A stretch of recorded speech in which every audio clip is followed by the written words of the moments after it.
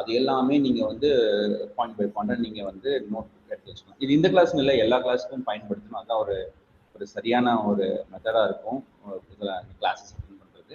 அப்போ நீங்கள் என்ன பண்ணுறீங்கன்னா, இப்போ நீங்கள் கிளாஸ் அட்டன் பண்ணும்போதே நீங்கள் நோட்ஸ் எழுதிடலாம். அப்போ உங்களுக்கு தனியாக இன்னொரு வேலை செய்யணும்னு அவசியம் இருக்காது. இப்போ இன்னைக்கு வந்து பார்த்தீங்கன்னா, இன்னைக்கு வெள்ளிக்கிழமை இப்போ கிளாஸ் முடிஞ்சிடும், 8:30 மணிக்கு முடிஞ்சிடும். 8:30 மணிக்கு முடியும் போதே உங்களுக்கு ஆல்ரெடி எழுதி அந்த நோட்ஸ் உங்கள் கையிலே ஆல்ரெடி இருக்கும். 1-2 விஷயம் தான் நீங்கள் அப்போவே முடிச்சு நீங்கள் அப்போவே ஸ்கேன் பண்ணி நீங்கள் அனுப்பிச்சிடலாம். ஒரு வேலை இப்போ ஒரு பிரதர் சொன்னார், அவர் வந்து சப்போஸ் அந்த சூழ்நிலை என்னால் கேட்க முடியும், நான் ட்ராவல் பண்ணிட்டு இருக்கேன், அப்போ உடனே அப்போ எழுத முடியாதுங்கிற சூழ்நிலை வந்துச்சுன்னா நீங்கள் வந்து வீட்டுக்கு வந்ததுக்கப்புறம் திரும்பி வந்து இந்த லெக்சர் வீடியோஸ் வந்து யூடியூப்ல போட்டு அதோட லிங்க் வந்து உங்களுக்கு குரூப்ல போட்டுருக்கு. அந்த வீடியோவை திரும்ப இன்னொரு தடவை பாருங்க, கேளுங்க. அதுக்கப்புறம் நீங்கள் கேட்கும்போது என்னென்ன பாயிண்ட் வருதோ நீங்கள் வந்து அப்படி எழுதிட்டு அதுக்கப்புறம் நீங்கள் வந்து அதை ஸ்கேன் பண்ணி போட்டுட்டு ஸ்கேன் பண்ணி நீங்கள் ஒரு ஃபைலை பிடிஎஃபாக நீங்கள் பண்ணி அனுப்பிச்சிடலாம். சரிங்களா? அப்படி வந்து பண்ணினா உங்களுக்கு வந்து ஈஸியாக இருக்கும். அதுக்கு வந்து உங்களுக்கு வந்து ஒரு கிரேட்ஸ் கொடுக்கப்படும். சரிங்களா? இது வந்து சும்மா வந்து உங்களுக்கு நீங்கள் எழுதி கொடுங்க அப்படின்னு சொல்லலாம். அந்த நீங்கள் பண்ணுற அந்த ஒர்க்குக்கும் உங்களுக்கு மார்க்ஸ் கிடைக்கும். சரிங்களா? நீங்கள் எவ்வளோ ப்ராப்பராக அதுலேருந்து உங்களுக்கு தெரியும் எவ்வளோ கிளாஸ் நீங்கள் அட்டென்டிவாக இருந்திருக்கீங்க. இல்லாட்டி ஒரு வேலை சும்மா ட்ராவல் பண்ணிட்டு இருந்தீங்கனாலும் திரும்ப அந்த ரெக்கார்டட் வீடியோஸ் நீங்கள் எப்படி கவனமாக பார்த்து இருக்கிற நோட்ஸஸை நீங்கள் எடுத்து எப்படி படிச்சிருக்கீங்க அப்படிங்கிறது அதில் ரெஃப்ளெக்ட் ஆகும். அதனால அதனுடைய அடிப்படையில் வந்து உங்களுக்கு வந்து மார்க்ஸ் கொடுக்கும். சரிங்களா? புரிஞ்சுதுங்களா? அது புரிஞ்சுதுங்க சார்.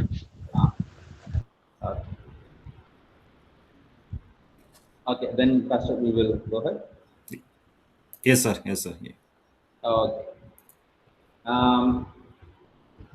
அடுத்து நம்ம வந்து இரண்டாவது செஷன்ஸ், நம்ம மொத்தமாக 15 செஷன்ஸ் நம்ம படிக்க போகிறோம். இந்த 15 செஷன்ஸ்குள்ளேயே வந்து இந்த 5 எபிரேய கவிதை நூல்களை வந்து நம்ம வந்து அதனுடைய முக்கியமான அந்த விளக்கங்கள் அதெல்லாம் வந்து நம்ம படிக்க போகிறோம். இது வந்து உண்மை சொல்லணும்னு பார்த்தோம்னா இந்த 15 செஷன்ல இதை நம்ம படிச்சு முடிச்சிட முடியுமான்னு பார்த்தீங்கன்னா முடியாது. ஏன்னா அவ்வளோ டீட்டெயில் பைபிள் இல்லையா, ரொம்ப அதிகமாக. ஆனால் இந்த 15 செஷன்ல வந்து இன்னும் இந்த கவிதை நூல்களை வந்து இன்னும் நல்லா படிக்கவும் ஆராயவும் தெரிந்து கொள்றதுக்கும் வந்து இது வந்து ஒரு நல்ல ஒரு துவக்கமாகவும் இருக்கும், அது நல்ல ஒரு அடிப்படையாகவும் இருக்கும். அப்படிங்கிறதுல வந்து நம்ம சந்தேகம் இல்லை, நம்ம அதை அப்படி நம்ம பண்ணுவோம். சரிங்களா?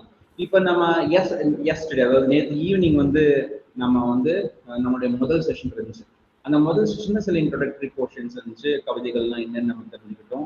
அப்புறம் எபிரேய மொழி கவிதைகளுக்கு ஒரு தனித்தன்மைகள் என்ன, அதனுடைய இலக்கிய அமைப்புகள் என்ன அப்படின்னு சில விஷயங்கள் எல்லாம் நம்ம பார்த்தோம். அதுக்கப்புறம் இன்னும் அதுல இணை நடைகள் என்னென்ன இருக்கு, அது எப்படிப்பட்ட விஷயங்கள், இந்த 5 நூல்களையும் எப்படி நம்ம வந்து ஒன்றிணைந்து நம்ம படிக்கலாம், அது இருக்கிற இறையியல் என்ன அப்படின்னு பல விஷயங்கள் நம்ம வந்து கற்று நம்ம தெரிந்து கொண்டோம். சரிங்களா? இப்போ இந்த முதல் செஷன்ல நம்ம படிச்சதுல உங்களுக்கு வந்து ஓகே இந்த விஷயங்கள் வந்து நம்ம படிச்சது ஒருவேளை உங்களுக்கு அப்படி ஏதாவது தோணுதா, இல்ல உங்களுக்கு ஏதாவது ஓகே இதெல்லாம் வந்து இப்படியெல்லாம் கற்று தெரிந்தால் அந்த கவிதை நூல்களை இன்னும் நம்ம வந்து நல்லா புரிஞ்சுக்க முடியும், அதுல இருக்கிற சத்தியத்தை வந்து இன்னும் நல்லா புரிஞ்சுக்க முடியும், அதுக்கப்புறம் வந்து அதனால வந்து நமக்குடைய ஆவிக்குரிய வாழ்க்கைக்கும் ஒரு ஆதாயமா இருக்கும் அப்படிங்கிறதுல உங்களுக்கு விசுவாசம் இருக்கா இல்லையா? இல்லைன்னா அப்புறம் நம்ம இதில் படிக்கல பிரயோஜனம் இல்லை. என்ன தோணுது உங்களுக்கு?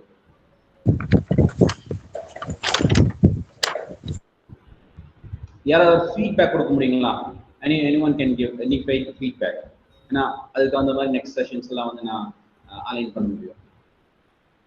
நேற்று நம்ம படிச்ச விஷயங்கள் உங்களுக்கு எவ்வளவு புரிஞ்சுது, இல்லை ஒருவேளை இது எனக்கு புரியல, ஒருவேளை இது கன்ஃபியூஷனா இருக்கு, அந்த மாதிரி வந்து உங்களுக்கு ஏதாவது ஃபீட்பேக் இருந்துச்சுன்னு சொல்லுங்க. நம்ம அதுக்கு தகுந்த மாதிரி இப்பவே அந்த டோன் செட் பண்ணி அதுக்கு தகுந்த மாதிரி நம்ம இன்னும்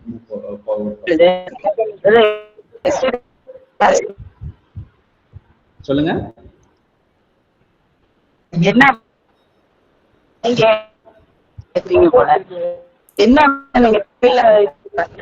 ஒரு மாத்திர மாதிரி எடுத்தீங்கன்னா எங்களுக்கு கேட்க கொஞ்சம் பிரயோஜனமா இருக்கும்.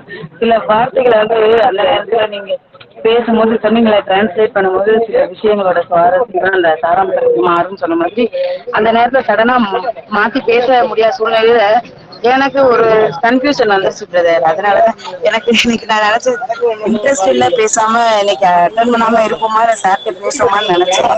ஆனா இந்த நோட்ஸை நீங்க தமிழ்ல இது பண்ணி எடுத்து அதை ஃபாலோ பண்ணீங்கன்னா எனக்கு கொஞ்சம் யூஸ்ஃபுல்லா இருக்கும். எனக்கு இங்கிலீஷ் நோட்ஸை ஃபாலோ பண்ணும்போது சில வார்த்தைகளை தமிழ்ல வந்துட்டு சடனா பேச சொல்ல முடியாத நிலையில குழப்பமா இருக்கு. அதுதான். சரி, உங்களுக்கு வந்து தமிழ்ல நோட்ஸ் வேணும் அப்படின்னு தமிழ்ல நோட்ஸ் ஆல்ரெடி இருக்குது. இதுக்குன்னு வந்து நான் என்ன இதை நான் எப்படி வச்சிருக்கேன்னு உங்களுக்கு நான் சொல்றேன். இதே இந்த சப்ஜெக்டுக்கான நோட்ஸ் என்கிட்ட வந்து இங்கிலீஷ்லயும் இருக்கு, ப்ராப்பர் ரைட்டிங் இங்கிலீஷ்ல இருக்கு. அந்த இங்கிலீஷ் நோட்ஸ்க்காக பவர் பாயிண்ட் ஃபைல் நான் கிரியேட் அந்த ப்ரெசன்டேஷன் ஸ்லைட் நான் கிரியேட் பண்ணி வச்சிருக்கேன். அதுதான் நான் டீச் பண்ணும்போது நடுவில் காட்டின அந்த ஸ்லைட்ஸ்.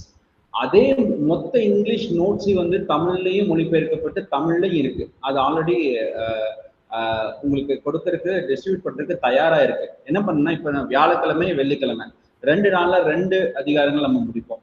முடிச்சதுக்கு அப்புறம் நீங்க சனிக்கிழமை வந்து இந்த 2 அதிகாரங்களுக்கான லெக்சர் நோட்ஸ் நீங்க அனுப்பிச்சு விட்டதுக்கு அப்புறம் அதை ஞாயிற்றுக்கிழமை அதை சரி பார்த்து விட்டு திங்கட்கிழமை வியாழன் வெள்ளி இந்த 2 நாள்ல என்ன படிச்சோமோ அதனுடைய நோட்ஸ் தமிழ்ல உங்களுக்கு வந்து சேர்ந்துடும்.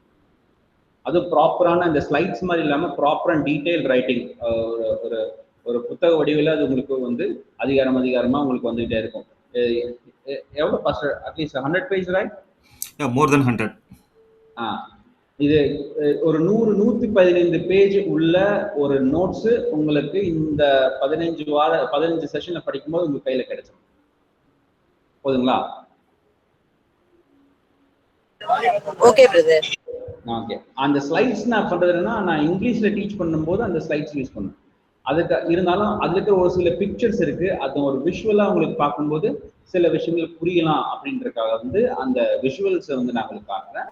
மற்றபடி வந்து உங்களுக்கு அதுல இருக்கிற எல்லா டீட்டெயிலும் வந்து உங்களுக்கு விளக்கமா தமிழ்ல உங்களுக்கு ப்ராப்பரா நோட்ஸ் உங்களுக்கு கிடைச்சிடும்.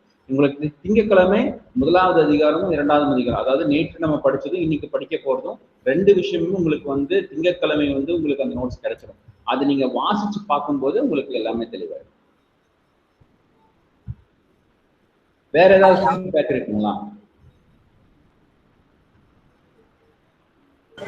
Okay brother. anybody else? வேற யாருக்காவது சார் சங்கீதம் 1 வச்சு சொன்னீங்களேங்க சார், அது எனக்கு ரொம்ப புரிஞ்சுங்க சார். அதுக்கு ஒரே மாதிரி பதில் கர்த்தர் நீர் வாழ்ந்திருக்கா துன்மார்க்கு வழியும் எதிர்மறை இணை நடைன்னு சொன்னீங்க. அப்புறம் ஒத்த கருத்து சொல்லிட்டு சொன்னீங்களே சார், துன்மார்க்கு நியாயத்திற்கு பாவிகள் நீதிமான் சொல்ல நினைப்பதில்லை. அந்த இதெல்லாம் வந்து கொஞ்சம் புரிஞ்சுதுங்க சார். அப்புறம் உருவகம் இருக்கு அப்படின்னு சொல்லிட்டு இந்த மரத்தை பத்தி சொன்னீங்க, பதரை பத்தி சொன்னீங்க, அதெல்லாம் புரிஞ்சுதுங்க சார். Okay, thank you. அப்போ உங்களுக்கு இதெல்லாம் இந்த விஷயங்கள் எல்லாம் புரியுது. அதே மாதிரி இதுக்கான நோட்ஸ் உங்களுக்கு ப்ராப்பரா கையில வந்துடும். அதையும் நீங்க இன்னொரு தடவை வாசிக்கும் போது இன்னும் வந்து இந்த புத்தகங்கள்ல வந்து நல்லா நமக்கு இதனுடைய அடிப்படை நமக்கு வந்து நல்லா தெரியும். Okay, thank you. சரி, ஓகே. அப்போ வந்து நம்ம பார்க்குற அந்த நம்ம போற இது வந்து நமக்கு எல்லாத்துக்கும் புரியுது. We are all on the same page. நமக்கு எல்லாமே புரியுது. நம்ம அப்போ வந்து let's continue with the same. நம்ம வந்து அடுத்த 2ஆம் அதிகாரத்தை வந்து நம்ம படிக்க ஆரம்பிக்கலாம். இப்ப வந்து எபிரேய கவிதைகளை எப்படி விளக்கி புரிந்து கொள்வது அப்படிங்கறத அடுத்து பார்க்க போறோம். இப்ப நம்ம வந்து எபிரேய கவிதைகள் என்ன? எபிரேய கவிதைகள் வந்து நம்ம ரொம்ப மிகவும் நேசிக்கிற இந்த வேத பகுதி சிலதெல்லாம் வந்து இந்த எபிரேய கவிதைகள் தான் இருக்கு. அப்படி பார்க்கும்போது பாத்தீங்கன்னா இன்னும் வந்து இப்ப சில சமயம் ஒரு விசுவாசின் வாழ்க்கையில ஒரு அன்றாட ஆவிக்குரிய வாழ்க்கைக்கும் ஒரு விசுவாச வாழ்க்கைக்கும் ரொம்பவே நெருக்கமாக உள்ள ஒரு ஒரு ஒரு நூல்கள் தான் இந்த கவிதை நூல்கள். உதாரணமா பார்த்தோம்னா நீங்க வந்து உங்களுக்கு என்னைக்கான ஆறுதல் தேவைப்படுது அப்படி என்ன பண்ணுவீங்க? எந்த புத்தகம் வாசிப்பீங்க? சங்கீதம் வாசிப்போம் இல்லையா? பொதுவாகவே நமக்கு ஒரு ஆறுதல் தேவைப்படுது, அப்போ என்ன பண்ணுவோம்? சங்கீதத்தை வாசிக்கலாம். நமக்கு ஒரு வழிகாட்டுதல் தேவைப்படுகிறது, அப்ப என்ன பண்ணுவோம்? நீதிமொழிகள் வந்து நம்ம என்ன பண்றோம்? அதை வாசிப்போம். இப்போ வந்து துன்ப நேரத்தில் வந்து நமக்கு ஒரு ஊக்கம் தேவைப்படுகிறது அப்படிங்கிற சமயத்துல வந்து நம்ம வந்து யோபுவின் நூலை நம்ம வந்து வாசிக்கிறோம். அடுத்து வந்து நம்முடைய வாழ்க்கையினுடைய அர்த்தம் என்ன? நம்ம வாழ்க்கையில பல கேள்விகள் இருக்கு, அதனுடைய சில டைம்ல வந்து ஏன் இந்த மாதிரி நம்ம வாழ்க்கை இந்த பிரச்சனைகள் ஏன் நடக்குது? ஆண்டவர் ஏன் இந்த காரியங்களை அனுமதிக்கிறார்? ஏன் இப்படி நடக்கணும்? ஏன் இப்படி நடக்கக்கூடாது? இதற்கெல்லாம் என்ன அர்த்தம்? அப்படிங்கிற இந்த குழப்பமான சூழ்நிலையில வாழ்க்கையின் அர்த்தத்தை குறித்துதான் அந்த கேள்விகள் வந்து நம்ம வாழ்க்கையில் எழும்போது நம்ம என்ன பண்ணோம், பிரசங்கி என்ற இந்த பிரசங்கி புத்தகத்தை நம்ம சென்று பார்ப்போம். அன்பும் திருமணமும் காரியங்களை பத்தி நம்ம பார்க்கும்போது நம்ம உன்னத பாட்டை வந்து படிக்கிறோம். அதுல சில பேருக்கு வந்து அது எப்படி சார் அதை புரிஞ்சு கொள்றது அப்படிங்கிற ஒரு கவலை இருக்கும். அதை நம்ம அந்த புத்தகம் வரும்போது அதை பத்தி நம்ம வந்து நம்ம டீட்டெயிலாக நம்ம வந்து தெரிஞ்சுக்கலாம். சரி, இப்போ இந்த இலக்கிய சூழலின் முக்கியத்துவம் அப்படிங்கிற விஷயத்த நம்ம வந்து பார்ப்போம். சரிங்களா? இந்த இலக்கிய சூழலின் முக்கியத்துவம் இப்போ நம்ம என்ன பண்ணணும்னா, இப்போ வேதாகமத்தின் ஒரு பகுதி அதன் சூழலுக்குள் தான் நம்ம புரிந்து கொள்ள வேண்டும். அது என்ன சூழல் சொல்லப்படும்னா, இங்கிலீஷ்ல வந்து இந்த கான்டெக்ஸ்ட் அப்படின்னு சொல்லுவாங்க. அதாவது ஒரு புத்தகம் எந்த சூழ்நிலையில் எப்படி யாருக்காக என்ன சூழ்நிலையில் எழுதப்பட்டிருக்கிறது அப்படிங்கிற விஷயத்த வந்து நம்ம வந்து ஃபர்ஸ்ட் வந்து புரிஞ்சுக்கணும். அந்த சூழலுக்குள்ளதான் வந்து அந்த புத்தகத்தை நம்ம வந்து என்ன பண்ணணும், புரிந்து கொள்ள வேண்டும். சரிங்களா? அப்போ கவிதைகளை விளக்கும் போதும் அந்த சூழலுக்குள் புரிந்து கொள்வது ஒரு முக்கியமான ஒரு விஷயம். இப்போ ஒரு சில ஒரு நல்ல ஆராதனை பாடல்கள்லாம் இருக்குது. அந்த ஆராதனை பாடல்களை பார்த்தீங்கன்னா it is well with my soul ஒரு ஆங்கில பாடல். அந்த ஆங்கில பாடல் கேட்டீங்கன்னா நல்லா இருக்கும். ஆனா அந்த ஆங்கில பாடல் அந்த பாடலை வந்து அந்த ஆராதனை பாடலை எழுதும் போது அந்த பாடல் எழுதியவர் வந்து என்ன சூழ்நிலை, என்ன வாழ்க்கையில என்ன சூழ்நிலையில எவ்வளவு கஷ்டத்தின் நடுவில் அந்த பாட்டு எழுதினாருன்னு தெரியும் போது அந்த பாட்டு வந்து இன்னும் அதனுடைய அர்த்தம் இன்னும் நமக்கு வந்து ரொம்ப ஆழமா நமக்கு தெரியாது. என்னுடைய ஒரு டீச்சர் இருந்தார். நான் வந்து பைபிள் காலேஜ்ல இருந்து பிடிஹெச் ஃபர்ஸ்ட் இயர் முதலாம் ஆண்டு நான் படிக்கும்போது என்னுடைய டீச்சர் ஒருத்தர் இருந்தார். அவருடைய ஒரு சாட்சி ஒரு விஷயத்த நான் கேட்டேன். அவரும் வந்து என்ன பண்ணுவாருன்னா ஆராதனை பாடல்கள்லாம் அவரும் எழுதுவார். என்ன பண்ணாரு, அவர் வந்து அவருக்கு வந்து திருமணம் ஆச்சு. அவர் ஒரு பாஸ்டர். அவர் திருமணமானது பிறகு அவருக்கு ஒரு பெண் குழந்தை வந்து பிறந்தது. அதுக்கப்புறம் வந்து அவர் என்ன ஜெபம் பண்ணாருன்னா, ஆண்டவரே எனக்கு ஒரு ஆண் பிள்ளையை கொடுங்க, அவனை நான் வந்து உங்களுடைய ஊழியத்துக்காகவே வந்து நான் கொடுக்குறேன் அப்படின்னு சொல்லி எனக்கு ஒரு ஆண் பிள்ளை கொடுங்கன்னு கேட்டார். ஏன்னா வந்து இந்திய கலாச்சாரம் வந்து உங்களுக்கு தெரியும் இல்லையா, பெண் பிள்ளைகள் வந்து திருமணம் பண்ணி வேற இடத்துக்கு போவாங்க. அங்க போய் ஊழியம் பண்ணாலும் வேற கணவனுடைய குடும்பத்தில் என்ன ஊழியம் இருக்கோ அதை செய்வாங்க. ஆனா நான் செய்யற ஊழியத்தை இதை தொடர்வதற்கு எனக்கு ஒரு ஆண் பிள்ளையை கொடுங்கன்னு அவர் வந்து என்ன பண்ணாருன்னா ஜெபம் பண்ணார். அப்ப அவங்களுக்கு என்ன ஆகுன்னா, அவங்க கன்சீவ் ஆவாங்க, அதுக்கப்புறம் அபார்ஷன் ஆயிரும், கன்சீவ் ஆவாங்க, அபார்ஷன் ஆயிரும். இப்படியே பல சமயம் அப்படி நடந்துகிட்டே இருந்துச்சு. கடைசியில ஒரு தடவை வந்து அவங்க கன்சீவ் ஆனாங்க, அப்ப அபார்ஷன் ஆகல. அது வந்து நல்லபடியா அது இதாச்சு. அப்போ வந்து அவருக்கு ஒரு சந்தேகம்னா அவர் விசுவாசமா தான் இருந்தார். இது வந்து கண்டிப்பா ஆண் பிள்ளையா தான் இருக்கும், ஆண்டவர் வந்து இது நான் ஜெபித்த இந்த ஜெபத்திற்கான பதில் அப்படின்னு சொல்லி அவர் வந்து ரொம்ப விசுவாசமா இருந்தார். அதுக்கப்புறம் என்ன ஆச்சுன்னா, டெலிவரிக்கான சமயம் வந்துச்சு. அந்த ஹாஸ்பிட்டல்ல கொண்டு போய் நார்த் இந்தியாவில் வந்து ஹாஸ்பிட்டல்ல கொண்டு போய் டெலிவரிக்காக கொண்டு போனாங்க. அந்த டெலிவரி டேபிள்ல படுக்க வச்சாங்க. என்ன ஆச்சுன்னு தெரியல, அவங்கள படுக்க வச்சுட்டு போயிட்டாங்க. அதுக்கப்புறம் வந்து அந்த சமயத்துல எந்த நர்ஸோ இந்த டாக்டரோ அந்த சமயத்துல இல்லை. அந்த ஒரு எதிர்பாராத சமயத்துல வந்து என்ன பண்ணாங்கன்னா அவங்களுக்கு அந்த குழந்தை பிறந்தது. ஆனா துக்கமான விஷயம் என்னன்னா, அந்த குழந்தை பிறக்கும் போது அந்த குழந்தையை தாங்கி பிடிக்கிறதுக்கு அங்க எந்த ஒரு நர்ஸோ டாக்டரோ யாருமே இல்லை. அப்ப குழந்தை பிறக்கும் போது என்னாச்சுன்னா, குழந்தை பிறந்த உடனே அந்த டேபிள் இருந்து நேர கீழே தரையில விழுந்துச்சு. குழந்தை பிறந்த உடனே தலை தானே வெளியே வருது. அப்போ கீழே விழுந்துச்சு, தலையை வந்து தரையில போய் மோதி தலை உடைந்து அந்த நொடி அந்த குழந்தை இறந்துச்சு. அப்புறம் என்ன பண்ண அந்த சூழ்நிலையில வந்து இந்த இறந்த குழந்தைய வந்து அந்த பாஸ்டர் கையில கொடுக்குறாங்க. அந்த குழந்தை ஒரு ஆண் குழந்தை பிறந்த அந்த நொடியிலேயே அந்த குழந்தை இறந்துச்சு. அப்ப என்ன பண்ணுதுன்னா, அவர் வந்து ஜெபம் பண்ணிட்டு அந்த குழந்தைய வந்து எடுத்துட்டு அந்த சுடுகாட்டுக்கு போய் அந்த குழந்தைய வந்து அடக்கம் செய்வதற்காக கொண்டு போறாரு. அந்த கார்ல அவர் போயிட்டு இருக்கும்போது அப்போ வந்து அவர் ஒரு பாட்டு எழுதினார். என்னன்னா, அது ஹிந்தியில வந்து சம்பால்தா ஹி யேசு அப்படின்னு அந்த ஒரு அருமையான ஒரு பாட்டு தொடங்கும். அதாவது கர்த்தர் தன் ஜனங்களை ரட்சிக்கிறார், பாதுகாக்கிறார்னு ஒரு பாட்டு அவர் அப்பவே ஒரு அருமையான ஒரு பாட்டு. அந்த மத்திய பிரதேஷ், இந்த சத்தீஸ்கர் அந்த ஏரியால எல்லாம் பார்த்தீங்கன்னா, எந்த ஒரு கிறிஸ்தவ வீட்டில் வந்து இங்கே ஒரு கிணறு இருந்தாங்கன்னா அந்த பாட்டை கண்டிப்பாக பாடுவாங்க. அப்படி வந்து ஒரு அருமையான ஒரு ஒரு பாடல். அப்போ வந்து நான் என்ன சொல்ல வரேன்னா, இப்போ அந்த பாட்டு மட்டும் நீங்க கேட்டீங்கன்னா ஓகே நல்லா இருக்கு அப்படின்னு.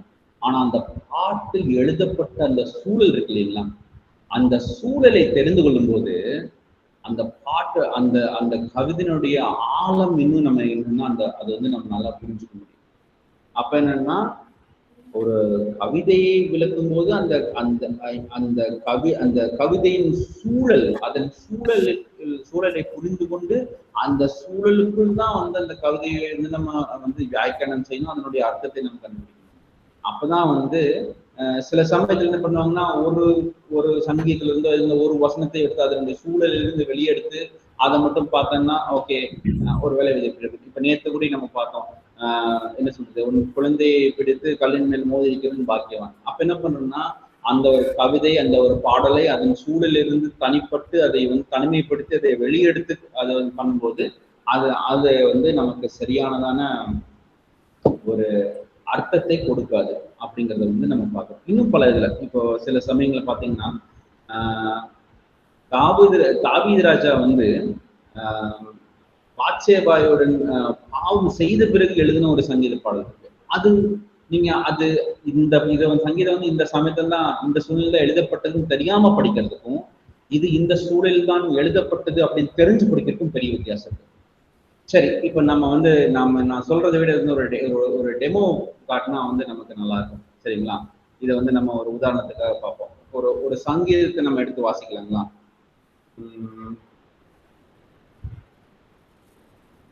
சங்கீதம்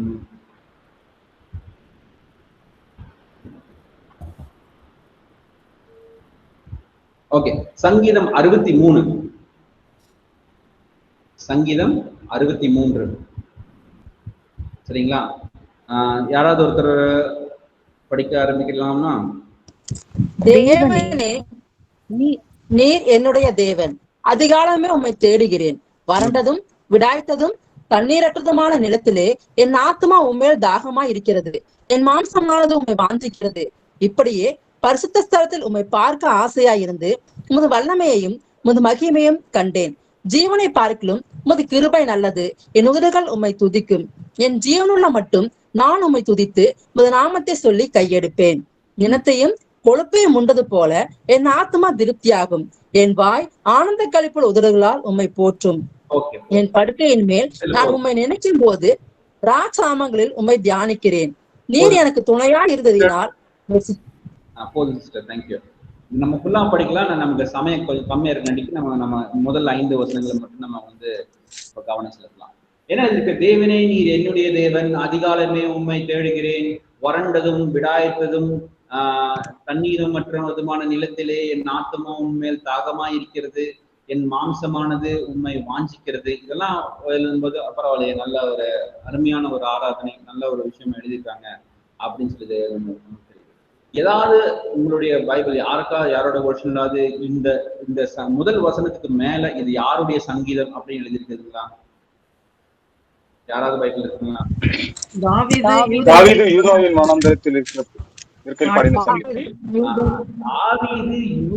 வனாந்தரத்தில் இருக்கையில் பாடின சங்கீதம் அப்படின்னு இருக்கு. சரிங்களா?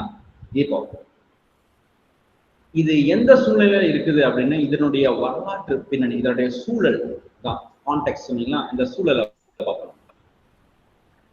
இது வந்து 2 சூழலா இருக்கலாம் அப்படின்னு சொல்லி எழுதியிருக்கு. ஆனா வந்து வேத வல்லுநர்களால் வந்து அதிகமாக வந்து சப்போர்ட், அதிகமாக வந்து அவங்க நம்புற ஒரு விஷயம் என்னன்னா, இது வந்து தாவீது அப்சலோமிலிருந்து தப்பியோடைய சமயத்தில் எழுதப்பட்ட சங்கீதம் அப்படிங்கிறாங்க. சரிங்களா? தாவீது அப்சலோம் இடத்தில் தப்பியோடைய சமயத்துல வந்து எழுதப்பட்ட சங்கீதம். இப்ப தாவீது அப்சலோம் இடத்தில் தப்பி ஓடும்போது தாவீது வந்து ஒரு வாலிபன் கிடையாது. தாவீது என்ன, ஒரு வயது முதிர்ந்த ஒரு ராஜா. வயது முதிர்ந்த ராஜா என்ன பண்றாங்கன்னா, இப்ப என்னாச்சுன்னா அம்னோன் அப்படிங்கிற அவர் தாவீதினுடைய குமாரன், தாவீதினுடைய ஒரு குமாரத்தை என்ன பண்றாங்கன்னா பலாத்காரம் செய்கிறார். அதனால என்ன பண்றாங்கன்னா அப்சலோம் அதுவும் அவனும் தாவீதின் குமாரன் தான். அப்சலோம் என்ன பண்றான், அம்னோனை வந்து என்ன பண்றான், கொன்று விடுகிறான். கொன்னதுக்கு அப்புறம் தப்பி ஓடிடுறான். அப்போ என்ன ஆகுதுன்னா, தன் பிள்ளைகளுக்கு நடுவில் இவ்வளவு விஷயங்கள் நடந்திருக்கேன்னு சொல்லி தாவீது தூக்கப்படுது. அதுக்கப்புறம் சில ஆண்கள் கழித்து அப்சலோம் திரும்பி வந்ததுக்கு அப்புறம் தாவீது அவனை மன்னிச்சு, ஓகே நீ வா, அவன் வந்து அவனை வந்து அப்சலோமை வந்து தாவீதை ஏற்றுக்கொள்கிறார். அப்ப அப்சலோமும் ஒரு ராஜகுமாரனுடைய அந்த எல்லா ஃபெசிலிட்டிஸோட தான் அவர் இருக்கிறார். ஆனா வந்து என்ன பண்றாருன்னா, அவர் சில வருடங்களாகவே கொஞ்சம் கொஞ்சமா தன் தந்தைக்கு விரோதமாக வஞ்சகமா என்ன பண்றா, அதிகாரத்தை கைப்பற்ற நினைக்கிறார். அப்படி கைப்பற்ற நினைக்கும் போது என்ன பண்ணாருன்னா, ஒரு இடத்துல போய் அதுக்கப்புறம் வந்து அவனுக்குரிய ஆட்களையும் சேர்த்து வச்சுட்டு தன்னைத்தானே ராஜாவாக அவன் வந்து என்ன பண்ணா வந்து அவன் வந்து அறிவிக்கிறான். இது தெரிஞ்சதுக்கு அப்புறம் தாவீதுக்கு தெரிஞ்சிருச்சு. இது தெரிஞ்சதுக்கு அப்புறம் அப்சலோம் இப்பொழுது வருவான், தன்னுடைய ஆதரவாளர்கள் எல்லாத்தையும் கூட்டிட்டு வந்து இந்த இடத்துல பெரிய போர் அவன் பண்ணுவான்.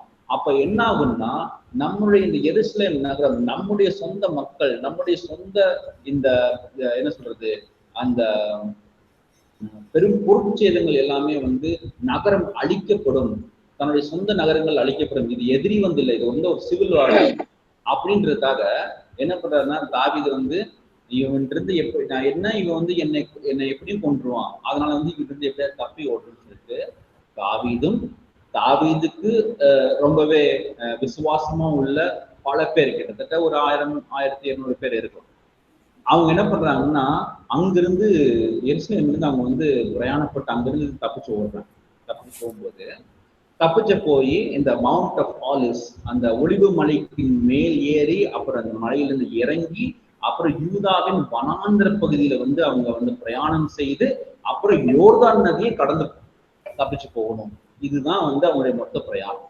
இல்ல எப்படி அவங்க வந்து ஒலிவு மலையை ஏறி அது இறங்கி அதுக்கப்புறம் வனாந்திரத்துல யூதாவின் வனாந்திரத்துல வந்து அவங்க பிரயாணம் பண்ணி அதுக்கப்புறம் யோர்தான் நதியை தாண்டி போகணும். இப்ப என்ன ஆகுதுன்னா, இவர் வந்து என்ன பண்றாருன்னா, தாவீது ராஜா வயதான ஒரு மனிதன், ரொம்பவும் துக்கம்.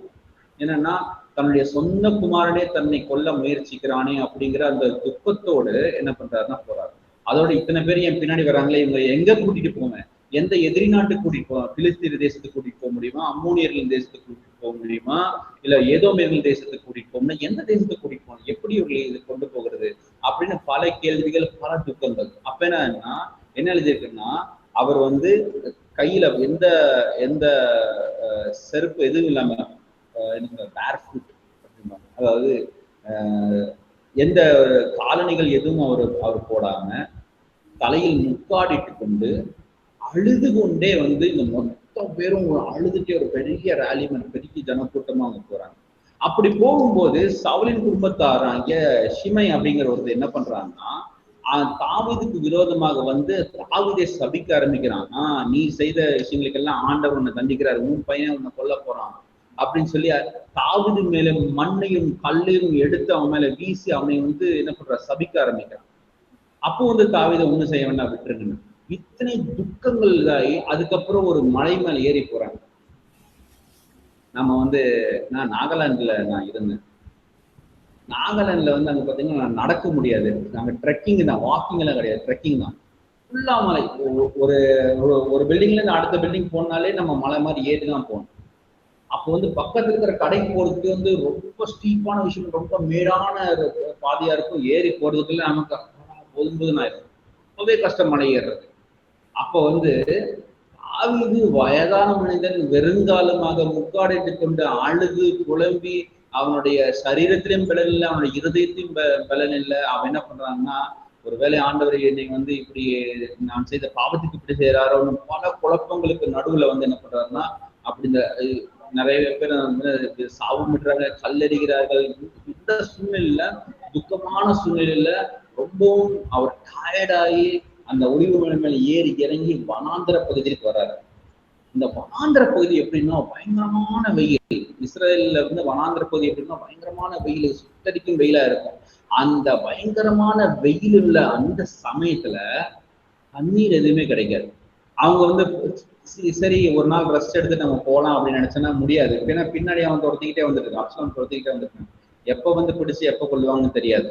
அப்ப என்னன்னா இந்த பயங்கரமான சூடான இந்த வனாந்திர பகுதியில போகும்போது தண்ணீர் எதுவுமே இல்லாத அந்த நிலத்துல இந்த வயதான மனிதன் வெறுங்காலமாய் முக்காடைத்து கொண்டு அழுது புலம்பி சரீரத்திலும் எந்த பலன் இல்லாமல் அவனுடைய ஆத்மாவிலும் எந்த பலன் இல்லாத இந்த சமயத்துல தாவீது ராஜா ஒரு பாட்டு எழுதுறார். அந்த பாட்டு தான் சங்கீதம் 63. இந்த இதை புரிஞ்சுச்சுங்களா? இதுக்கப்புறம் இந்த வசனத்தை படிப்போம். இந்த இந்த இந்த கதையின சூழல் என்னன்னு நம்ம தெரிஞ்சுக்கிட்டோம். இப்ப இதுக்கப்புறம் தேவனே நீர் என்னுடைய தேவன். நான் இதுக்கு முன்னாடி இன்னொரு விஷயம் நடந்துச்சு. என்னன்னா வந்து ஆசாரிகளை வந்து உடன்படிக்கை பெட்டி கூட கொண்டுட்டு வரேன் சொன்னேன். இல்ல கொண்டு வர வேண்டாம், நீங்க திரும்பி போய் அங்க இங்கே ஆசரிப்பு கூடாரத்திலே வச்சிருங்க. ஆண்டவர் கண்கள் எனக்கு கிருபை இருந்தால் ஆண்டவர் திரும்பியும் இந்த எருசலேமுக்கு வந்து ஆசரிப்பு கூடாரத்தில் சென்று ஆண்டவரை தொழுது கொள்வதற்கு ஆண்டவர் எனக்கு கிருபை செய்வார். ஆண்டவர் கண்ணில் எனக்கு கிருபை கிடைத்தால் அப்படின்னு சொல்லி அனுப்பிட்டார். இப்ப எங்க போய் ஆராதனை பண்ணணும் தெரியாது அவருக்கு. ஆனால இந்த சொல்லி நடக்கிறார், தேவனே நீர் என்னுடைய தேவன், அதிகாலமே உண்மை தேடுகிறேன். இப்போ வறண்டதும் விடாய்த்ததும் தண்ணீரற்றதுமான நிலத்திலே என் ஆத்துமா உண்மையில் தாகமா இருக்கிறது. அவ்வளோ சூடு, அவ்வளோ டயர்டான, அவ்வளோ வெப்பமான அந்த வனாந்தரத்துல ஐயோ ஆண்டவரே கால் சுடுதே, ரொம்ப மேலா சுடுதே. ஏன்னா ராஜா வந்து அரண்மனையில் இருந்த ஆள். இவ்வளோ இதாகுதே ஆண்டவரே, எனக்கு தண்ணீர் தாகம் அடிக்கிறது, தண்ணீர் வேணும், தண்ணீருக்காக நான் தாகமா இருக்கிறேன்னு அவர் சொல்ல. என்ன சொல்றாருன்னா, தண்ணீர் இந்த வறண்டதும் விடாய்த்ததும் தண்ணீரற்றதுமான நிலத்திலே என் ஆத்துமா உண்மையில் தாகமா இருக்கிறது, என் மாம்சமானது உண்மை வாஞ்சிக்கிறது. என்னுடைய உடம்பு, என்னுடைய சரீரம் என்னன்னா எனக்கு உணவு வேணும், தண்ணீர் வேணும் அப்படின்னு கேட்கல. என் ஆத்துமா என்ன பண்ணுதுன்னா உண்மையில் தாகமா இருக்கிறது, என் மாம்சம் உண்மை வாஞ்சிக்கிறது அப்படிங்கிறது. அடுத்து, இப்படியே பரிசுத்த ஸ்தலத்தில் உண்மை பார்க்க ஆசையாயிருந்து உமது வல்லமையும் உமது மகிமையும் கண்டேன் அப்படிங்கிறார். என்னன்னா அவரு வந்து அந்த இடத்த விட்டு வந்ததுக்கு அப்புறமும் என்னன்னா கர்த்தருடைய பரிசுத்த ஸ்தலத்தில் உண்மை பார்க்க, அவர் கர்த்தருடைய பரிசுத்த ஸ்தலத்துல கர்த்தரை காண வேண்டுங்கிற அந்த ஆசை இருக்கும்போது இந்த வனாந்தரத்திலும் இந்த வறண்ட நிலத்திலும் இந்த தண்ணீரற்றதுமான இந்த நிலத்திலும் என்ன பண்றேன்னா உம்முடைய வல்லமையும் உம்முடைய மகிமையும் உமது மகிமையும் கண்டேன் அப்படிங்கிறார். Behold your power and your glory. இந்த இடத்துல வந்து ஏன்னா கர்த்தருடைய பரிசுத்த ஸ்தலத்துல வந்து கர்த்தரை பார்க்கும்போது அந்த வாஞ்சி, அந்த ஆசை உள்ள அந்த வனாந்தரத்துல ஒரு ஆசை. முதலாவது படத்தில் பாத்தீங்களா, என் ஆத்துமா உண்மையில் தாகமா இருக்கிறது, என் மாம்சம் உண்மை வாஞ்சிக்கிறது. அந்த வாஞ்சை இந்த வனாந்தரத்திலயும் அந்த வாஞ்சை இருந்துச்சுன்னா கர்த்தருடைய வல்லமையும் மகிமையும் நிச்சயமா பார்க்க முடியும். அடுத்து, ஜீவனை பார்க்கிலும் உமது கிருபை நல்லது. எப்ப வேணா அப்சலோம் வந்து என்ன கொள்ளலாம், ஆனா அந்த ஜீவனை பார்க்கிலும் உம்முடைய கிருபை எனக்கு போதும். அடுத்து, என் உதடுகள் உண்மை துதிக்கும். அங்க வந்து ஆண்டவரே இந்த காலம் போன காலத்துல என்னை ஏன் இப்படி ஓட விடுறீங்க, என்னை ஏன் கைவிட்டீங்கன்னு அவர் அழுது புலம்பல. என்ன சொல்றாருன்னா என் உதடுகள் உண்மை துதிக்கும். சரிங்களா? அடுத்து இன்னும் இருக்கு, 4வது விஷயம், என் ஜீவனுள்ள மட்டும் நான் உண்மை துதித்து. அதாவது நான் எப்ப அப்சலோம் வந்து கொல்லுவான்னு எனக்கு தெரியாது. ஒருவேளை இன்னைக்கு ராத்திரி இருக்கல, இல்லை நாளைக்கு காலையில இருக்கலாம், இல்லாட்டி எப்ப வேணா 2 நாள் கழிச்சிருக்கலாம், எப்ப வேணா வந்து என்ன கொல்லுவான். ஆனா என்னுடைய ஜீவன் உள்ள மட்டும் நான் எப்ப வரைக்கும் உயிரோடு இருப்பேனோ அப்ப வரைக்கும் உம்மை துதித்து நாமத்தை சொல்லி கையெடுப்பேன். அடுத்து இன்னும் சொல்றாரு, இனத்தையும் கொழுப்பையும் உண்டது போல என். அதாவது நீங்க அந்த நான்வெஜ் சாப்பிடும்போது பாத்தீங்கன்னா, இப்போ ஒருவேளை நீங்க ஒரு மட்டனே சாப்பிடுறீங்கன்னா அந்த மட்டனுக்கு அந்த எலும்புக்குள்ள இருக்கிறதுக்கு அந்த மஞ்சள் அதை வந்து நினம், அந்த நினத்தையும் கொழுப்பான உணவை சாப்பிடும்போது, இந்த கொழுப்பான பீஸ் சாப்பிடும்போது என்னன்னா ரொம்ப நீங்க அதிகமா சாப்பிட முடியாது இல்லையா? அந்த கொழுப்பான பீஸ் வந்து நீங்க வந்து ஒரு 2 பீஸ் நல்லா பெருசா சாப்பிட்டீங்கனாலே அப்பாடா போதும், இதுக்கு மேல எனக்கு எது வேண்டாம், ஆல்ரெடி ஐம் சாட்டிஸ்ஃபைட். லைக் இந்த ஃபேட்னஸ் அண்ட் மேரோ. இந்த நினத்தையும் கொழுப்பையும் உண்டது போல பைபிள்லயே தெளிவா இருக்கு. எந்த பீஸ் சாப்பிட்டா எப்படி வந்து நம்ம திருப்தி அவங்களுக்குள்ளேயே தெளிவா.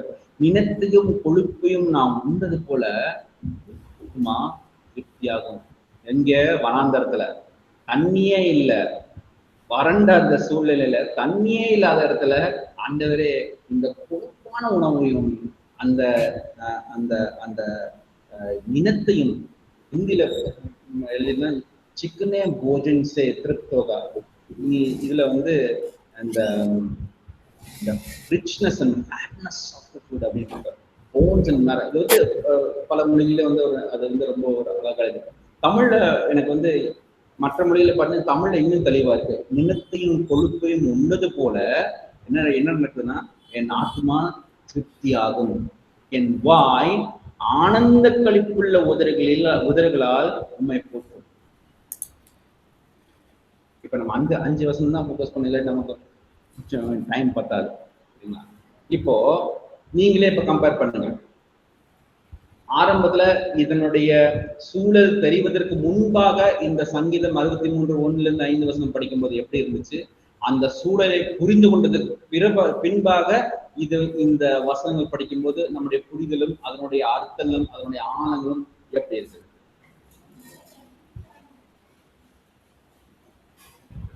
கவனிக்கிறீங்களா? ஒரு ரெஸ்பான்ஸ் இல்லையே.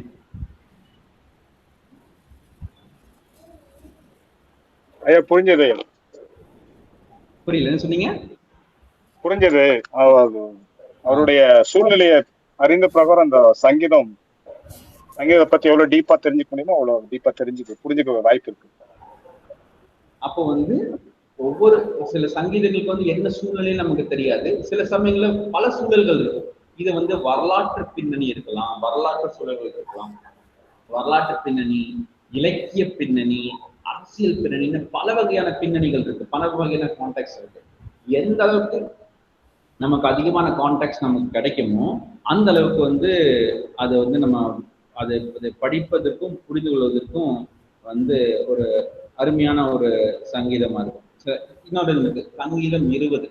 இதுல சங்கீதம் 20 7வது வசனம் படிச்சு பாருங்க.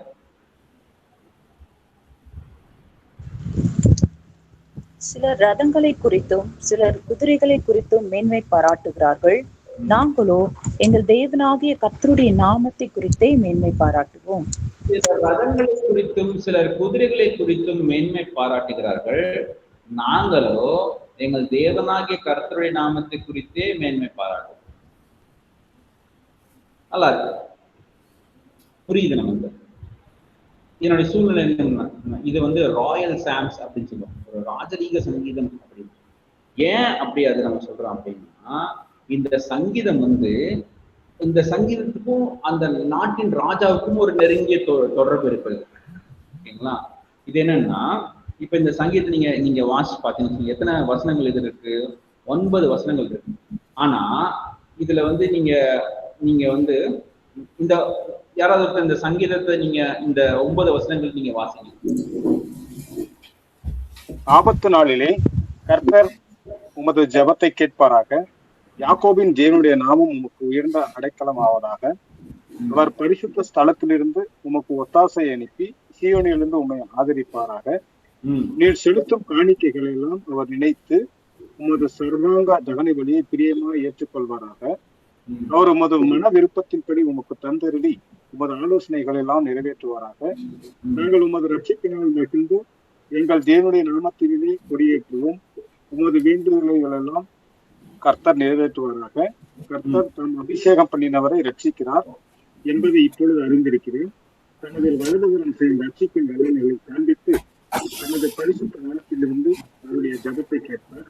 சிலர் ரதங்களை குறித்தும் சிலர் குதிரைகளை குறித்தும் மேன்மை பாராட்டுகிறார்கள். நாங்களோ எங்கள் தேவனாகிய கர்த்தருடைய நாமத்தை குறித்து மேன்மை பாராட்டுகிறோம். அவர்கள் முறிந்து விழுந்தார்கள், நாங்களோ எழுந்து நிமிர்ந்து நிற்கிறோம். கர்த்தாவே ரட்சியும், நாங்கள் கூப்பிடுகிற நாளிலே ஆதாயம் எங்களுக்கு செவி கொடுப்பார். ஓகே, இந்த சங்கீதம் 9 வருஷம் நம்ம படிச்சோம் இல்லைங்களா? இந்த சங்கீதம் வந்து ஒருவேளை நம்ம 2 பாகமா பிரிக்கணும்னா எந்த வசனத்திலிருந்து எந்த வசனம் வரைக்கும் நீங்க முதல் பாகம், எந்த வசனத்திலிருந்து எது வரைக்கும் 2வது பாகம் நீங்க பிரிப்பீங்க? 1-5 வரைக்கும் ஒரு பாகம் எடுத்துக்கலாம். டைப் பண்ணலாம், மெசேஜ்ல டைப் பண்ணலாம் எந்த வசனம் எது வரைக்கும். 1 to 5, 6 to 7. Okay, okay, 1 to 5 வரைக்கும் வந்து சொல்றீங்க. ஓகே, மீதி வந்து 6 to 9 வந்து 2ஆம் பாகம் எடுத்துக்கலாம். சரி, வேற யாராவது? எதுங்க? ஓகே, 1 to 5 பரவாயில்ல. எல்லாருமே வந்து அந்த 1 to 5 வந்து நீங்க நல்லா புரிஞ்சுக்கிட்டீங்க. ஏன் அந்த 1 to 5 வந்து ஒரு பாகமா நீங்க பிரிக்கணும்னு ஆசைப்படுறீங்க? அதுக்கான காரணம் என்ன? அதாவது அந்த 1 to 5 வரைக்கும் ஒருவர் மற்றொருவருக்கு ஆண்டவர் பத்தி தெரியப்படுத்துவது போல, 6 to 9 வரைக்கும் நாம் ஆண்டவர்கிட்ட வேண்டுவது போல, ஆண்டவருக்கு நன்றி செலுத்துவது போல. ஓகே, அருமை, கரெக்டா சொன்னீங்க. 1 to 5 வரைக்கும் பாத்தீங்கன்னா ஒருத்தர் வந்து இன்னொருத்தருக்காக சொல்ற மாதிரி இருக்கு. 6 to 9 மட்டும் வந்து நேரடியா பேசுற மாதிரி இருக்கு இல்லைங்களா? இது வந்து என்ன நடக்குதுன்னா, இது வந்து ஏன் இந்த ராயல் சான்ஸ் ராஜரீக சங்கீதம் சொல்றோம்னா, போருக்கு போகும் முன்பு பாடப்படுகிற இந்த ஜபம் தான் இந்த சங்கீதம். அந்த போருக்கு போகும் முன் பாடுகிற இந்த பண்ணுகிற ஜபத்தை தான் ஒரு பாடலாக தாவீது ராஜா எழுதியிருக்காங்க. அப்போ போருக்கு போகும்போது எப்படிப்பட்ட ஜபம்ன்றாரு?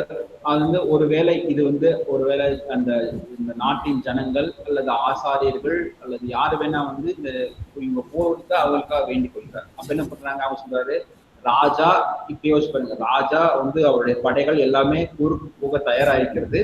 அந்த சமயத்துல இவங்க சொல்றாங்க, ஆபத்து நாளிலே கர்த்தர் உமது ஜபத்தை கேட்பாராக, யாக்கோபின் தேவனுடைய நாமம் உமது உயர்ந்த அடைக்கலமாவதாக, அவர் பரிசுத்த ஸ்தலத்திலிருந்து உமக்கு ஒத்தாசை பண்ணி சீயோனிலிருந்து உம்மை ஆதரிப்பாராக. அதுக்கப்புறம் நீ செலுத்தும் காணிக்கை எல்லாம் அவர் நினைந்து உமது சர்வாங்க தகன பலியை பிரியமா ஏற்றுக்கொள்வாராக. அவர் உமது மன விருப்பத்தின்படி உமக்கு தந்தருளி உமது ஆலோசனைகளை எல்லாம் நிறைவேற்றுவாராக. நாங்கள் உமது ரட்சிப்பினால் மகிழ்ந்து, அதாவது நாங்கள் உங்களுடைய உங்களுடைய ரட்சிப்பினால் மகிழ்ந்து எங்கள் தேவனுடைய நாமத்திலே கொடியேற்றுவோம். உமது வேண்டுதல்களை எல்லாம் கர்த்தர் நிறைவேற்றுவாராக அப்படின்னு அவங்க சொல்றாங்க. இப்ப என்ன பண்றாரு? ராஜா அதற்கு பிரதியுத்தரமாக அவருடைய வேண்டுதல் என்னன்னா, கர்த்தர் தாம் அபிஷேகம் பண்ணவரை, ராஜாவை எப்படி அபிஷேகம் பண்ண ராஜாவை இல்லையா, கர்த்தர் தாம் அபிஷேகம் பண்ணினவரை ரட்சிக்கிறார் என்பதை இப்பொழுது அறிந்திருக்கிறேன். தமது வலது கரம் செய்யும் ரட்சிப்பின் வல்லமைகளை காண்பித்து தமது பரிசுத்த வானத்திலிருந்து அவருடைய ஜெபத்தை கேட்பார். அடுத்து அதுக்கப்புறம் தான் என்ன எழுதிருக்குன்னா, சிலர் ரதங்களை குறித்தும் சிலர் குதிரைகளை குறித்தும் மேன்மை பாராட்டுகிறார்கள், நாங்களோ எங்கள் தேவனாகிய கர்த்தருடைய நாமத்தை குறித்தே மேன்மை பாராட்டுவோம். இது வந்து ஒரு முக்கியமான இந்த வசனம். ஏன் சொல்ற, இப்ப நீங்க இன்னைக்கு ஒரு வேலை அமெரிக்காவும் ஒரு ஆப்பிரிக்கா நாடும் ஒரு கேமரூனோ நைஜீரியாவோ சொமாலியாவோ யுத்தத்துக்கு போனா எந்த நாடு ஜெயிக்குன்னு நினைக்கிறீங்க? அமெரிக்கா தான் ஜெயிக்கும். அது பலம் வாய்ந்த நாடு, பொருளாதாரத்துல வளர்ச்சி, வல்லரசு நாடு. நாடு. அவர் என்ன எடுத்திருக்கு? அவர்களிடத்துல அதிகமான போர் விமானங்கள் இருக்கு, டேங்கர்கள் இருக்கிறது. அதுக்கப்புறம் என்னன்னா இந்த நியூக்ளியர் வெப்பன்ஸ் இருக்கிறது. அது மாதிரி எல்லாவதும் அவங்களுடைய படைபலம் ரொம்ப அதிகமா இருக்கிறது. அப்போ வந்து இந்த சின்ன நாடு எப்பவுமே வந்து இந்த மாதிரி சொமாலியா நைஜீரியா மாதிரி போற நாடுகள்லாம் வந்து எப்பவுமே வந்து இந்த மாதிரி பெரிய வல்லரசு நாடுகளுக்கு விரோதமா யுத்தத்துக்கு போக மாட்டாங்க. ஏன்னா யுத்தத்துக்கு போறதுக்கு முன்னாடி யோசிப்பாங்க, நம்ம கிட்ட எவ்வளவு வெப்பன் இருக்கு, நம்ம கிட்ட எவ்வளவு ஃபைட்டர் ஜெட் இருக்கு, நம்ம கிட்ட எவ்வளவு டேங்கர்ஸ் இருக்கு, நம்ம கிட்ட எவ்வளவு துப்பாக்கி இருக்கு, நம்ம கிட்ட எவ்வளவு போர் வீரர்கள் இருக்கிறார்கள் அப்படின்னு சொல்லி பார்த்துட்டு எதிரி நாட்டோடைய அந்த படைபலத்தோட ஒப்பிட்டு பார்த்துட்டு அவங்களோட போருக்கு போனா நமக்கு தான் அழிவு அப்படின்னு சொல்லி அவங்க போக மாட்டாங்க இல்லையா? இப்ப போருக்கு செல்லும் முன் தன்னுடைய படைபலத்தையும் எதிரினுடைய படைபலத்தையும் அறிந்து. ஒரு நிமிஷங்க, என்ன சொன்னீங்க? ஐயா சாரி, எங்க மகனை கூப்பிட்டேன், சாரி. சரி, ஓகே. அப்போ போருக்கு போகும்போது தன்னுடைய படைபலம், தன்னுடைய ஆயுத பலம், எதிரியின் படைபலம், எதிரியின் ஆயுத பலத்தை தெரிந்து கொண்டு போறதுதான் வந்து கரெக்ட். சரிங்களா? இன்னைக்கு ஃபைட்டர் ஜெட், டேங்கர். ஆனா அந்த காலத்துல என்ன? குதிரைகளும் ரதங்களும் போர் வீரர்கள் தானே அந்த இடத்துல படைபலத்தோடைய அந்த இப்போ யுத்தத்துக்கு போகும்போது சொல்றாங்க, என்னுடைய எதிரி வேணா வந்து அவங்ககிட்ட எவ்வளவு ரதம் இருக்கு, எவ்வளவு குதிரைகள் இருக்கு, ஆனா என்னுடைய படை பெரிய படை, எனக்கு தான் நிச்சயமா வெற்றி கிடைக்கும், எனக்கு தான் ஜெயம் கிடைக்கும் அப்படின்னு சொல்லி ஒருவேளை நினைக்கலாம். சிலர் ரதங்களை குறித்தும் சிலர் குதிரைகளை குறித்தும் மேன்மை பாராட்டுகிறார்கள். அப்புறம் என்ன இவர் ராஜா என்ன சொல்றாருன்னா, போருக்கு போறதுக்கு முன்னாடி என் பின்னாடி நிக்கிற இந்த ரதங்களை வந்து வச்சு நான் போருக்கு போல, எனக்கு பின்னாடி எத்தனை குதிரைகள் இருக்குன்னு கணக்கு பார்த்துட்டு நான் போருக்கு போல, எனக்கு பின்னாடி எத்தனை போர் வீரர்கள் இருக்காருன்னு பார்த்துட்டு நான் போருக்கு போல, நான் எதை கொண்டு போருக்கு போனா, நாங்களோ எங்கள் தேவனாகிய கர்த்தருடைய நாமத்தை குறித்தே மேன்மை பாராட்டுகிறோம். நான் ரதத்தை கொண்டோ குதிரைகளை கொண்டோ போர் வீரர்களை கொண்டோ நான் என்னுடைய போருக்கு நான் போகல, நான் கர்த்தருடைய நாமத்தை கொண்டுதான் நான் போறேன். இப்படி நம்ம சங்கீதத்து இந்த மாதிரி இந்த சங்கீதம் மட்டும் இந்த எபிரேய கவிதைகள் அதனுடைய சூழல்களை புரிந்து கொள்ளும் போது அந்த அந்த சங்கீதம் நம்ம சங்கீதமோ அந்த ஒரு கவிதைகளோ நம்ம இன்னும் நம்ம ஆழமா தெரிஞ்சுக்க முடியும். சரிங்களா? இப்ப இதுதான் என்னன்னா, யுத்தத்துக்கு போகும்போது இதெல்லாம் தெரிஞ்சுக்கணும். இதுதான் this is called the practical wisdom of the world. இது உலக பிரகாரமான ஞானம், உலக பிரகாரமான புத்திசாலித்தனம். ஆனா இவர் என்னன்னா, அந்த பிராக்டிக்கல் விஸ்டம் ஆஃப் தி வேர்ல்டையும் தாண்டி என்னன்னா, கர்த்தரின் மேல் இருக்கிற அந்த நம்பிக்கையும் விசுவாசம், அதன் பேரில் தான் என்னுடைய வாழ்க்கை நடக்கும்.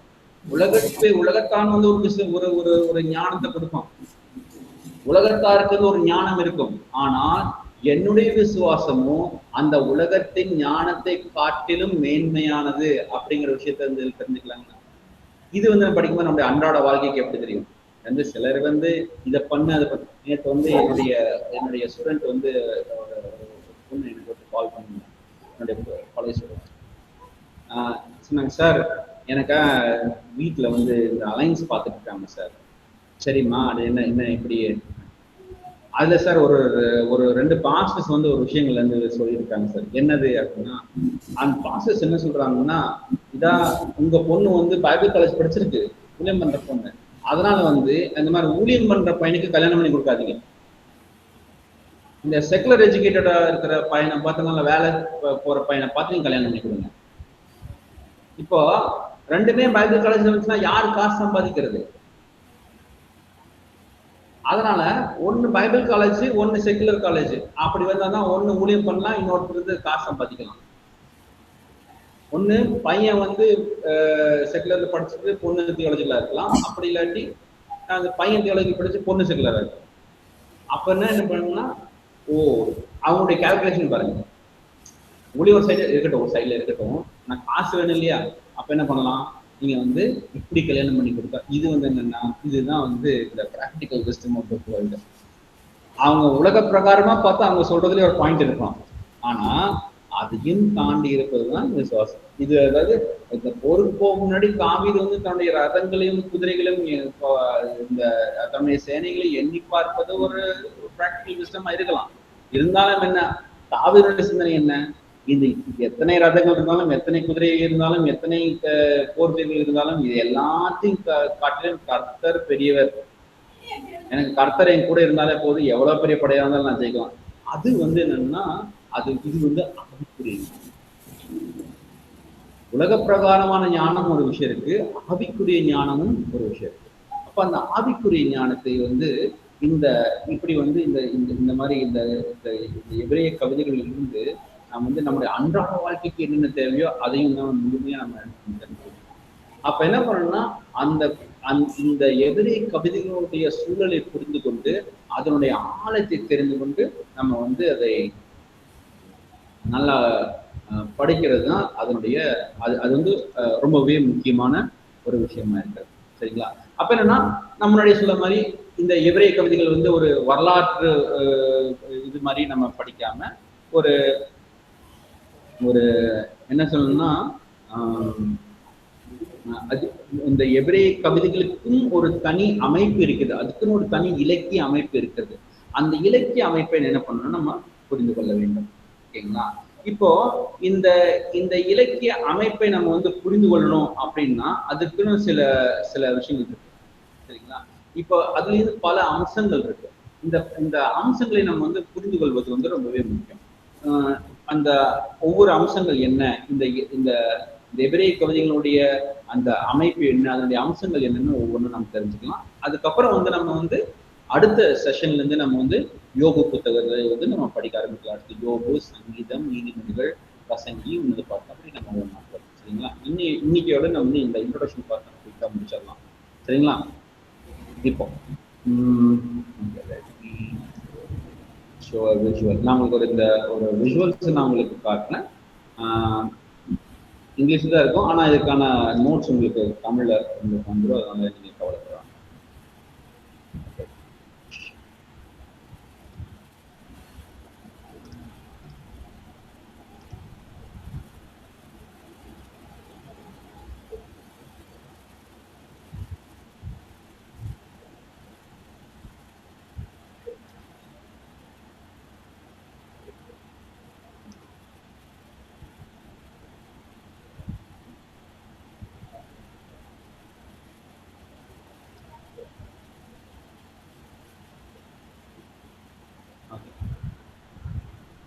இப்போ நம்ம இதுல பாக்குற இது இந்த ஹெர்மன்ஃபில் டூல் கிட், அதாவது இந்த எபிரேய கவிதை நூல்களை வந்து நம்ம வந்து வியாக்கியானம் செய்வதற்கு, புரிந்து கொள்வதற்கு அதனுடைய அம்சங்களை வந்து சிறப்பம்சங்களை நம்ம தெரிந்து ஒவ்வொன்றா பார்க்கலாம்.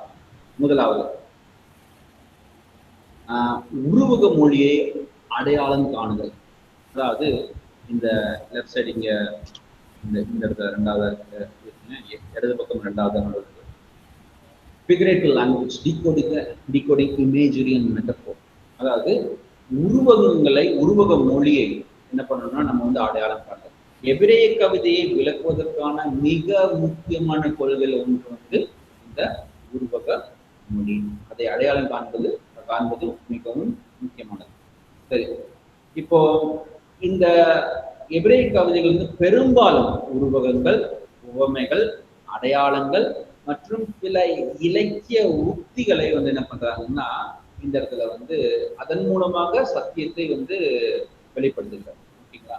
இப்போ வந்து ஒரு உதாரணமா பார்த்தா கர்த்தரின் மெய்ப்பராய் இருக்கிறார், அந்த மெய்ப்பன். ஓகே, இன்னொரு ஸ்லைடு.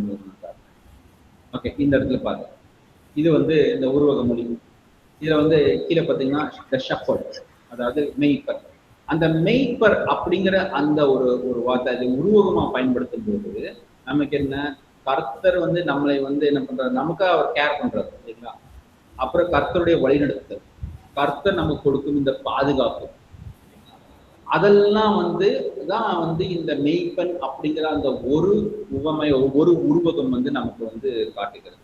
இப்ப இன்னொரு இடத்துலயும் பாத்தீங்கன்னா இன்னொரு இது இருக்கும், அது வந்து பாத்தீங்கன்னா விங்ஸ், அந்த கர்த்தருடைய அந்த ரெட்டைகள், சரிங்களா?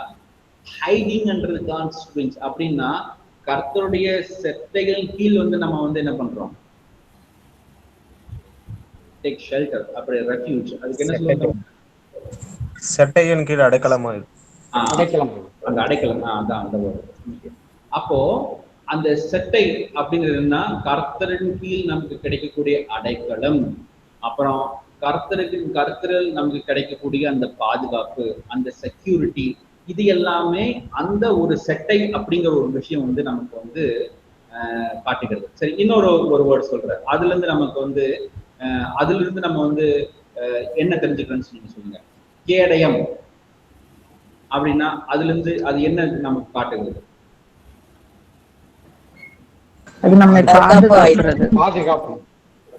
பாதுகாப்பு. கர்த்தனை எதுல இருந்து பாதுகாப்பு, எதிரிகளிடமிருந்து, சத்துருக்களிடமிருந்து நமக்கு கேடகமா வச்சிருக்கோம். ஓகே, சத்துருக்களுடைய தாக்குதலிலிருந்து நமக்கு வந்து ஒரு பாதுகாப்பு இருக்கிறது என்னது, அந்த கேடயம். அப்படி வந்து இந்த இந்த ஊமைகளையும் உருவங்களையும் பயன்படுத்தும் போது நமக்கு வந்து இந்த இது அந்த ஊமை மூலமா நமக்கு வந்து கர்த்தர் எப்படி, அதாவது சத்தியம் நமக்கு வெளிப்படுகிறது. இந்த கர்த்தரின் மேய்ப்பரா இருக்கிறார், அது நம்ம என்ன நினைக்கிறோம்னா, ஓகே அது வந்து தாவீது பாடின ஒரு பாடல், ஓகே கர்த்தர் மெய்ப்பர் அப்படிங்கிற ஒரு அந்த உருவத்தை வச்சு அந்த சத்தியத்தை சொல்லி, சத்தியம் என்ன? கர்த்தர் வந்து நம்மை வழிநடத்துகிறவர், கர்த்தர் நம்மை பாதுகாக்கிறவர் அப்படிங்கிற அந்த சத்தியம் அந்த அந்த மெய்ப்பெண் அப்படிங்கிற ஒரு உருவகத்திலேயே வந்து நமக்கு தெரிய வரும். இப்ப மற்ற வசனங்கள் நீங்க பாத்தீங்கன்னு வச்சுக்கோங்களேன், மற்ற வேத பகுதியில வந்து கர்த்தர் வந்து என்ன பண்றாரு, நம்மை பாதுகாக்கிறார், கர்த்தர் வந்து நம்மை பாதுகாக்கிறார், கர்த்தர் வழிநடத்துகிறார் அப்படின்னு வந்து டைரக்டாவே அந்த ப்ரூவ்ஸ் உரைநடை மாதிரி எழுதிருக்கு. ஆனா இதுல பாத்தீங்கன்னா கர்த்தர் என் மெய்ப்பர் அப்படிங்கிற அந்த மெய்ப்பர் அப்படிங்கிற ஒரு உருவகத்தை கொண்டு ஆழமான அந்த சத்தியத்தை நமக்கு வந்து என்ன பண்றதுன்னா எழுது. அப்போ வந்து கர்த்தரின் மெய்ப்பராய் இருக்கிறார் என்று கூறும்போது தேவன் உண்மையில் ஆடுகளை மேய்க்கும் ஒருவராக இருக்கிறார் என்கிற அந்த உண்மையான அவர் ஆடு மேய்க்கிறவர் அப்படின்னு சொல்ல வரல. என்னன்னா ஒரு மேய்ப்பெண்கிற இந்த ஒரு பரிச்சயமான ஒரு உருவத்தை பயன்படுத்தி தேவனுடைய பராமரிப்பு, தேவனுடைய வழிநடத்துதல், தேவனுடைய பாதுகாப்பு இதெல்லாம் எப்படி இருக்கும் அப்படின்றதுல விளக்கியிருக்கும். இப்ப இந்த உருவம் என்ன பண்ணுன்னா, இப்போ வந்து God is our protector, கர்த்தர் நம்மை வந்து பாதுகாக்கிறார் அப்படிங்கிற ஒரு விஷயம் ஒரு அப்ட்ராக்ட் ஐடியா. ஆனா அது அன்றாட வாழ்க்கையில எப்படி இருக்குன்னு தெரிஞ்சுக்கிறது வந்து இந்த உருவங்கள் வந்து நமக்கு பயன்படுகிறது. புரியுதுங்களா? அப்போ வந்து இந்த அன்றாட வாழ்க்கையிலிருந்து எடுக்கப்பட்ட ஒரு ஒரு ஒரு உருவத்தின் மூலமா என்ன ஆகுதுன்னா ஆழமான இறையியல் உண்மை வந்து வெளிப்படுகிறது. இந்த ஆழமான இறையியல் உண்மை வந்து நம்ம கற்றுக்கொள்ள நமக்கு முடிகிறது. அதே மாதிரிதான் வந்து இன்னொரு இது, அதே போல் சங்கீதக்காரன் தேவனுடைய சிறகுகளின் கீழ் அடைக்கலம் அடைவதை பற்றி பேசும்போது என்ன ஆகுதுன்னா அது தேவனுடைய பாதுகாப்பையும் பாதுகாப்பான அன்பையும் சித்தரிக்கிறது. அப்போ இத்தகைய சொற்கள் தேவனுடைய உடலமைப்பு பற்றிதான. அப்போ வந்து சில பேர் கர்த்தருடைய சட்டைங்க, அப்ப நிஜமாலுமே அவருக்கு ரெக்கை இருந்திருக்குமோ, நிஜமாலுமே கர்த்தருக்கு வந்து சிறகுகள் இருந்திருக்குமோ அப்படிங்கிற இது கிடையாது. இது வந்து அதான் ஹிஸ்டாரிக்கல் நாரேட்டிவ்ஸ் கிடையாது. அதாவது வரலாற்று குறிப்புகள் கிடையாது. வரலாற்று குறிப்புகள் என்ன எழுதியிருக்கோ அதுதான் அப்படின்னு புரிஞ்சுக்கணும். ஆனா இப்படி உருவங்கள் படிக்கும்போது அது வந்து ஒரு வரலாற்று புத்தகம் மாதிரி படிக்காம அந்த கவிதையினுடைய அம்சமாக அந்த உருவத்தை புரிந்து கொண்டு அதனுள் உள்ள அர்த்தத்தை நம்ம வந்து தெரிந்து கொள்வது ரொம்பவே முக்கியம். அதனால முதல் விஷயம் எபிரேய கவிதைகள் பண்ணும்போது இப்படி இந்த உருவங்களை நம்ம புரிஞ்சுக்கணும். இப்ப நான் இங்க மேல பாத்தீங்கன்னா ஒரு 3 பொசிஷன் இருக்கு. லெஃப்ட் சைடு பாத்தீங்கன்னா இந்த ஹைப்பர் லிட்ரலிசம், அதாவது இப்போ அந்த இந்த கவிதைகளும் என்ன எழுதியிருக்கோ அது அப்படியே பிலீவ் பண்ணிடணும் அப்படின்னு நினைக்கிற ஒரு சிலர் இருக்கிறாங்க. இப்படி ஒரு பார்த்தோம்னு சொன்ன சட்டைகள், கர்த்தருடைய சட்டையின் கீழ் அடைக்கலம் அப்படின்னா கர்த்தருக்கு உண்மையாவே சட்டைகள் இருக்கு அப்படின்னு நினைக்கிற ஒரு சில பேர் இருக்காங்க. அந்த ஒரு பொசிஷன் தான் வந்து இது வந்து ஹைப்பர் லிட்ரலிசம். அது முற்றிலும் ஒரு தவறான ஒரு பொசிஷன். அடுத்து அதற்கு இன்னொரு ஆப்போசிட் எதிர்மறையான இன்னொரு ஒரு உச்சம் இருக்குது. அது என்ன? Meaningless exaggeration. அப்படின்னா என்னன்னா dismissing the metaphor as mere poetic flourish without any context. சில பேர் என்ன பண்ணா கர்த்தர் வந்து ஒரு சட்டை, அது வந்து ஒரு அந்த அந்த கவிதை வந்து ஆண்டவர் யாருன்னு ஆராதிக்கிறதுக்காக மட்டும்தான், அதுல இருந்து ஒரு சத்தியத்தை தெரிஞ்சிருக்கணும் இல்லை அப்படின்னு நினைக்கிறவர்கள். சில பேர் என்னன்னா அது என்ன அந்த உருவம் எப்படி இருக்கோ அது அப்படியே உண்மை நம்புறது, அதுவும் தவறு. அப்புறம் அந்த உருவகத்துக்குள் ஒரு பெரிய உண்மை எதுவுமே இல்லை, அது ஒரு உருவகம் மட்டும்தான் அப்படின்னு அப்படின்னு ஒரு நினைக்கிறது. அந்த ரெண்டுமே தவறான பொசிஷன். நடுவுல வந்து இருக்கிறதுதான் கரெக்ட். அது என்னன்னா profound theological truth communicated through everyday pictures. அதாவது நாம் அன்றாடம் பார்க்கக்கூடிய அந்த விஷயங்களை அதை உருவங்களாக பயன்படுத்தி இறையியல் சத்தியத்தை வந்து நமக்கு வந்து என்ன பண்ணுதுன்னா வெளிப்படுத்துகிறது. அப்படின்னா இந்த உருவகத்துக்குள் ஒரு உண்மை இருக்கிறது. எப்படின்னு பாத்தீங்கன்னா இந்த மெய்ப்பர் அப்படிங்கிற ஒரு உருவகத்துக்குள்ள கர்த்தருடைய பாதுகாப்பு, பராமரிப்பு, வழிநடத்தல் எல்லாமே இருக்குது இல்லைங்களா? அதே மாதிரி கர்த்தருடைய சட்டை அப்படிங்கிற அந்த உருவத்துக்குள்ள கர்த்தருடைய பாதுகாப்பு எல்லாமே இருக்குது இல்லைங்களா? அந்த மாதிரி வந்து இந்த உருவகத்துக்குள் இருக்கும் அந்த சத்தியத்தை நம்ம வந்து பண்ணோம்னா அடையாளம் கண்டு கொண்டு அதை நம்ம படிக்கிறது, தெரிந்து கொள்வது மிகவும் முக்கியமான ஒரு விஷயம் தான். சரிங்களா? அடுத்து தெரிஞ்சு ஓகே. இதுல வந்து ரெண்டாவது வந்து நம்ம பார்த்தது ஃபிகரேட்டிவ் லாங்குவேஜ், அதாவது உருவங்களை நம்ம வந்து புரிஞ்சுக்கிறோம். ரெண்டாவது என்ன? parallelism and structure, அதாவது இணை நடையை புரிந்து கொள்வது. நேற்று இணை நடையை பத்தி நம்ம ஆல்ரெடி கொஞ்சம் விஷயங்கள் பார்த்தோம். அப்போ வந்து இணை நடையை வந்து எபிரேய கவிதையில் வந்து ஒரு அடிப்படையான ஒரு அம்சம். அந்த இணை நடையை வந்து அடையாளம் காண்பது விளக்குவதற்கான ஒரு முக்கியமான குறிப்புகளை நமக்கு கொடுக்குது. அப்ப என்னன்னா அந்த இணை நடை நம்ம நேற்று படிச்ச மாதிரி நம்ம இணை நடை நம்ம புரிஞ்சுக்கிட்டோம்னா இன்னும் வந்து அந்த வசனங்களை நம்ம படிப்பதற்கும் நல்லா தெரிந்து கொள்ளவும் நமக்கு நம்மளால அது முடியும். சொல்லுங்க, ஏதாவது கேள்வி இருக்கலாம்?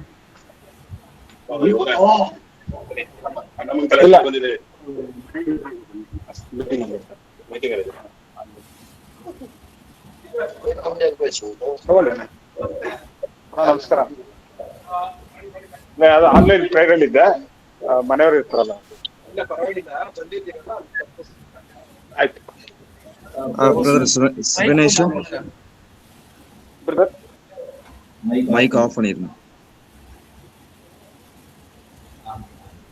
Sorry sir. Okay okay okay, thank you. நாங்கள் ஒரு கேள்வி ஓகே.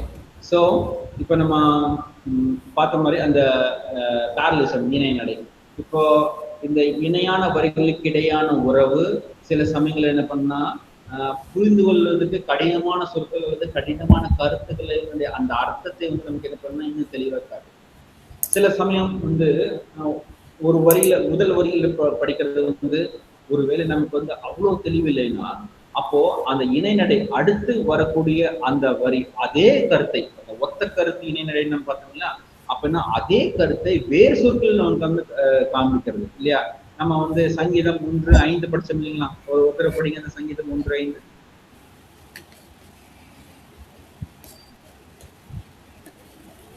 ஐயா என்ன சொன்னீங்க? துன்மார்க்கன் நியாய தீர்ப்பிலும் பாவிகள் நீதிமான் சபையிலும் நிலை நிற்பதில்லை. ஓகே, ஒருவேளை அந்த இதை வாசிக்கும் போது துன்மார்க்கன் நியாய தீர்ப்பிலும் துன்மார்க்கன் நியாய தீர்ப்பில் நிலை நிற்பதில்லை அப்படிங்கிற ஒரு விஷயம் வந்து ஒருவேளை படிக்கிறதுக்கு ஒருவேளை வந்து அதனுடைய அர்த்தம் முழுவதுமா புரியாம இருக்கிறதுக்கான வாய்ப்பு இருக்கு. அப்போ துன்மார்க்கன் நியாய தீர்ப்பில் நிலை நிற்பதில்லை. இன்னொரு தடவை சொல்லுங்க அந்த வசனத்தை. துன்மார்க்கன் நியாய தீர்ப்பிலும் நியாய தீர்ப்பிலும் பாவிகள் நீதிமான்களின் சபையிலும் நிலை நிற்பதில்லை. அப்ப பாவிகள் நீதிமான்களின் சபையில் அப்போ வந்து ரெண்டு வந்து ஒன்னா வந்து வரும்போது அதனுடைய அர்த்தத்தை வந்து நம்ம இருக்கிறது. அப்போ இந்த இந்த வந்து இந்த இணை நடைகள் வந்து நமக்கு வந்து அந்த ஒரு சமயம் கடினமான சொற்களா இருக்கலாம் அல்லது கடினமான கருத்துக்களா இருக்கலாம். அந்த கடினமான சொற்கள் அந்த கடினமான கருத்துக்களை வந்து நமக்கு அதனுடைய அர்த்தத்தை வந்து தெளிவுபடுத்த வந்து இது வந்து நமக்கு என்ன பண்ணணும்னா ஒரு உதவியா இருக்கிறது. சரிங்களா? இப்போ அந்த இன்னொரு சிந்தட்டிக் parallelism, அதாவது ஒரு முதல் வரி வந்து ஒரு கருத்தை ஆரம்பிக்கிறது, அது இரண்டாவது வரி அதை நிறைவுபடுத்துகிறது அல்லது அதை தெளிவுபடுத்துகிறது அப்படிங்கிறது இருக்கு. இப்படிப்பட்டதான இணைநடையை நம்ம அடையாளம் காணும் போது அந்த வசனத்தை நம்ம இன்னும் நல்லா தெளிவா புரிந்து கொள்வதற்கு நமக்கு என்னன்னா அது உதவி செய்கிறது.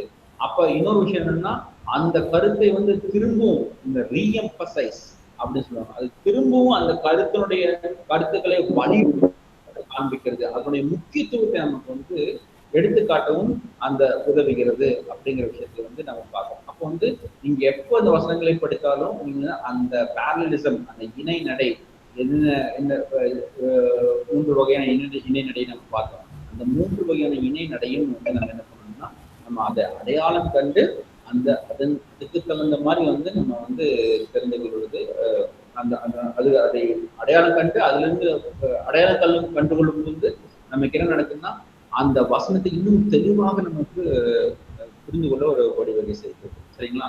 அது பார்க்கலாம். அடுத்து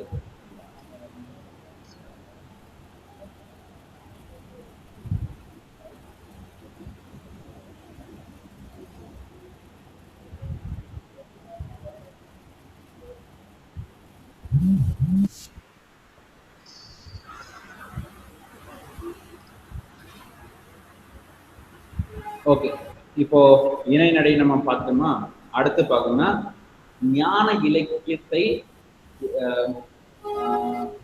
விளக்கி புரிந்து கொள்வது.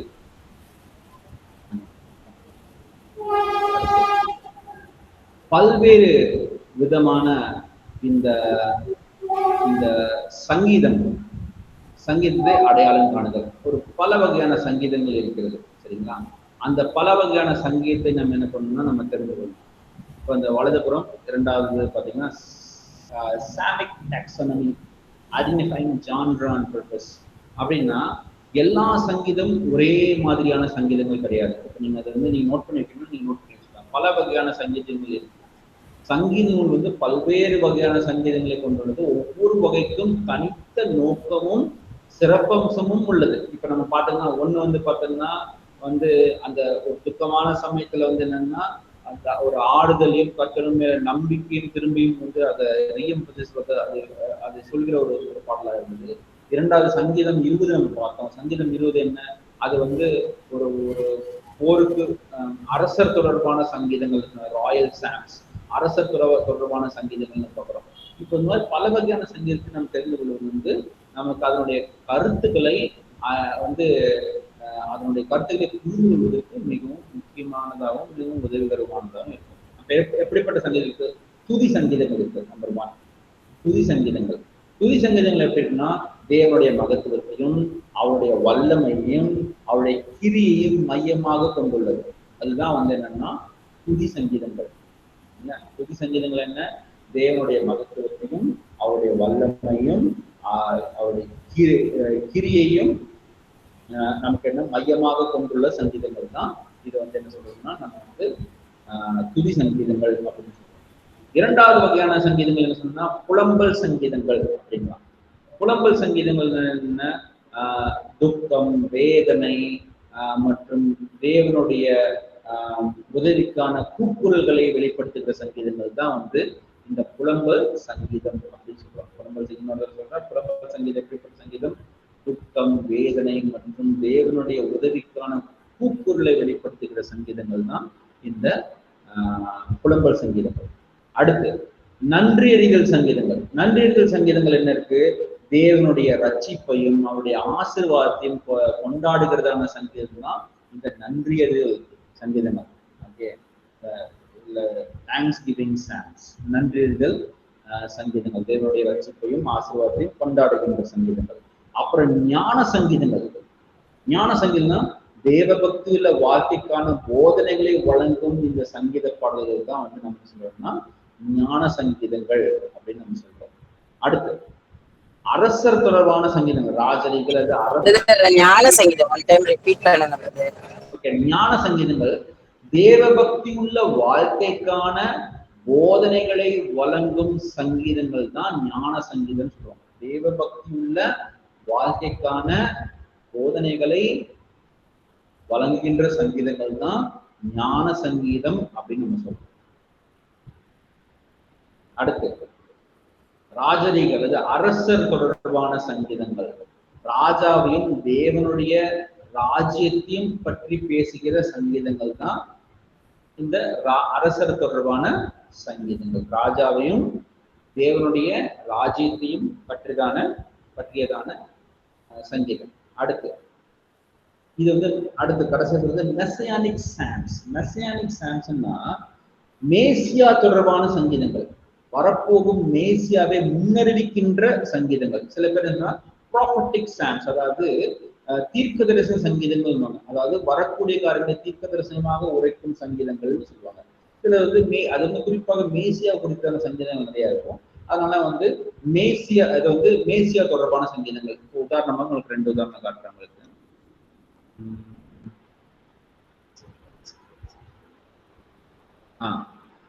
இது வந்து பாத்தீங்கன்னா மேசியா தொடர்பான சங்கீதங்கள். இப்ப சங்கீதம் 22 என்ன இருக்குன்னா biblically anticipates aspects of Christ suffering and crucifixion அப்படின்னா இந்த சங்கீதம் 22 இயேசு கிறிஸ்துவினுடைய பாடுகளையும் அவர் சிலுவையில் அறையப்படுவதையும் எப்படி இருக்கும் அப்படிங்கிறது பற்றிதான ஒரு மேசியா தொடர்பான சங்கீதம்.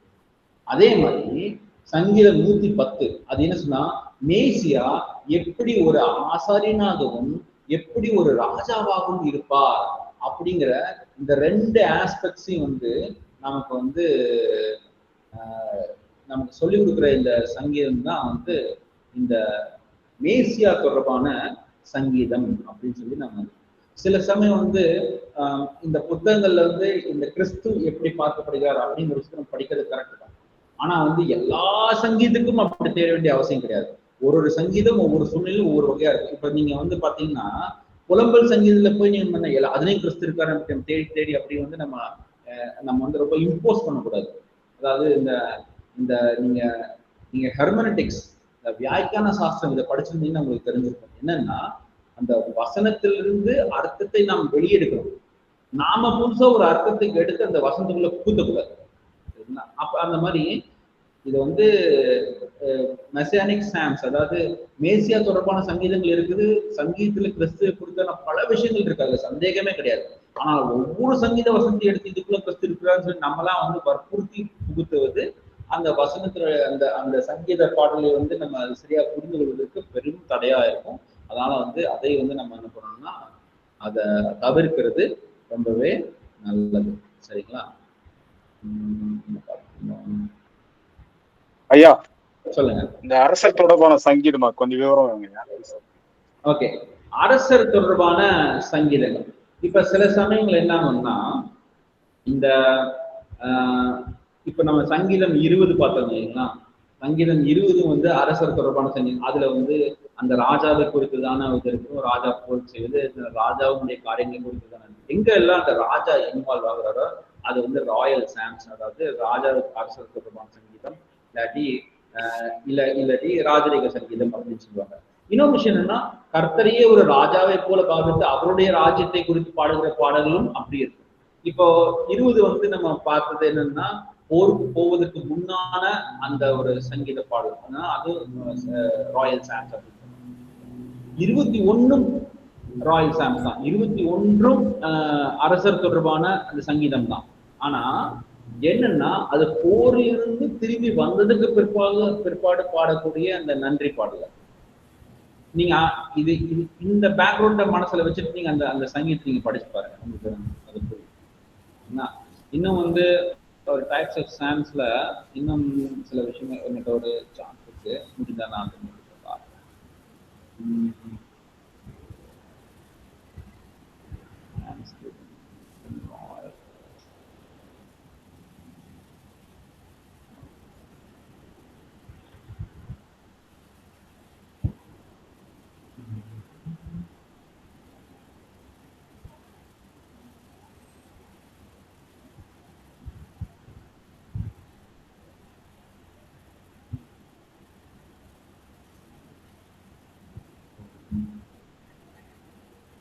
ஓகே.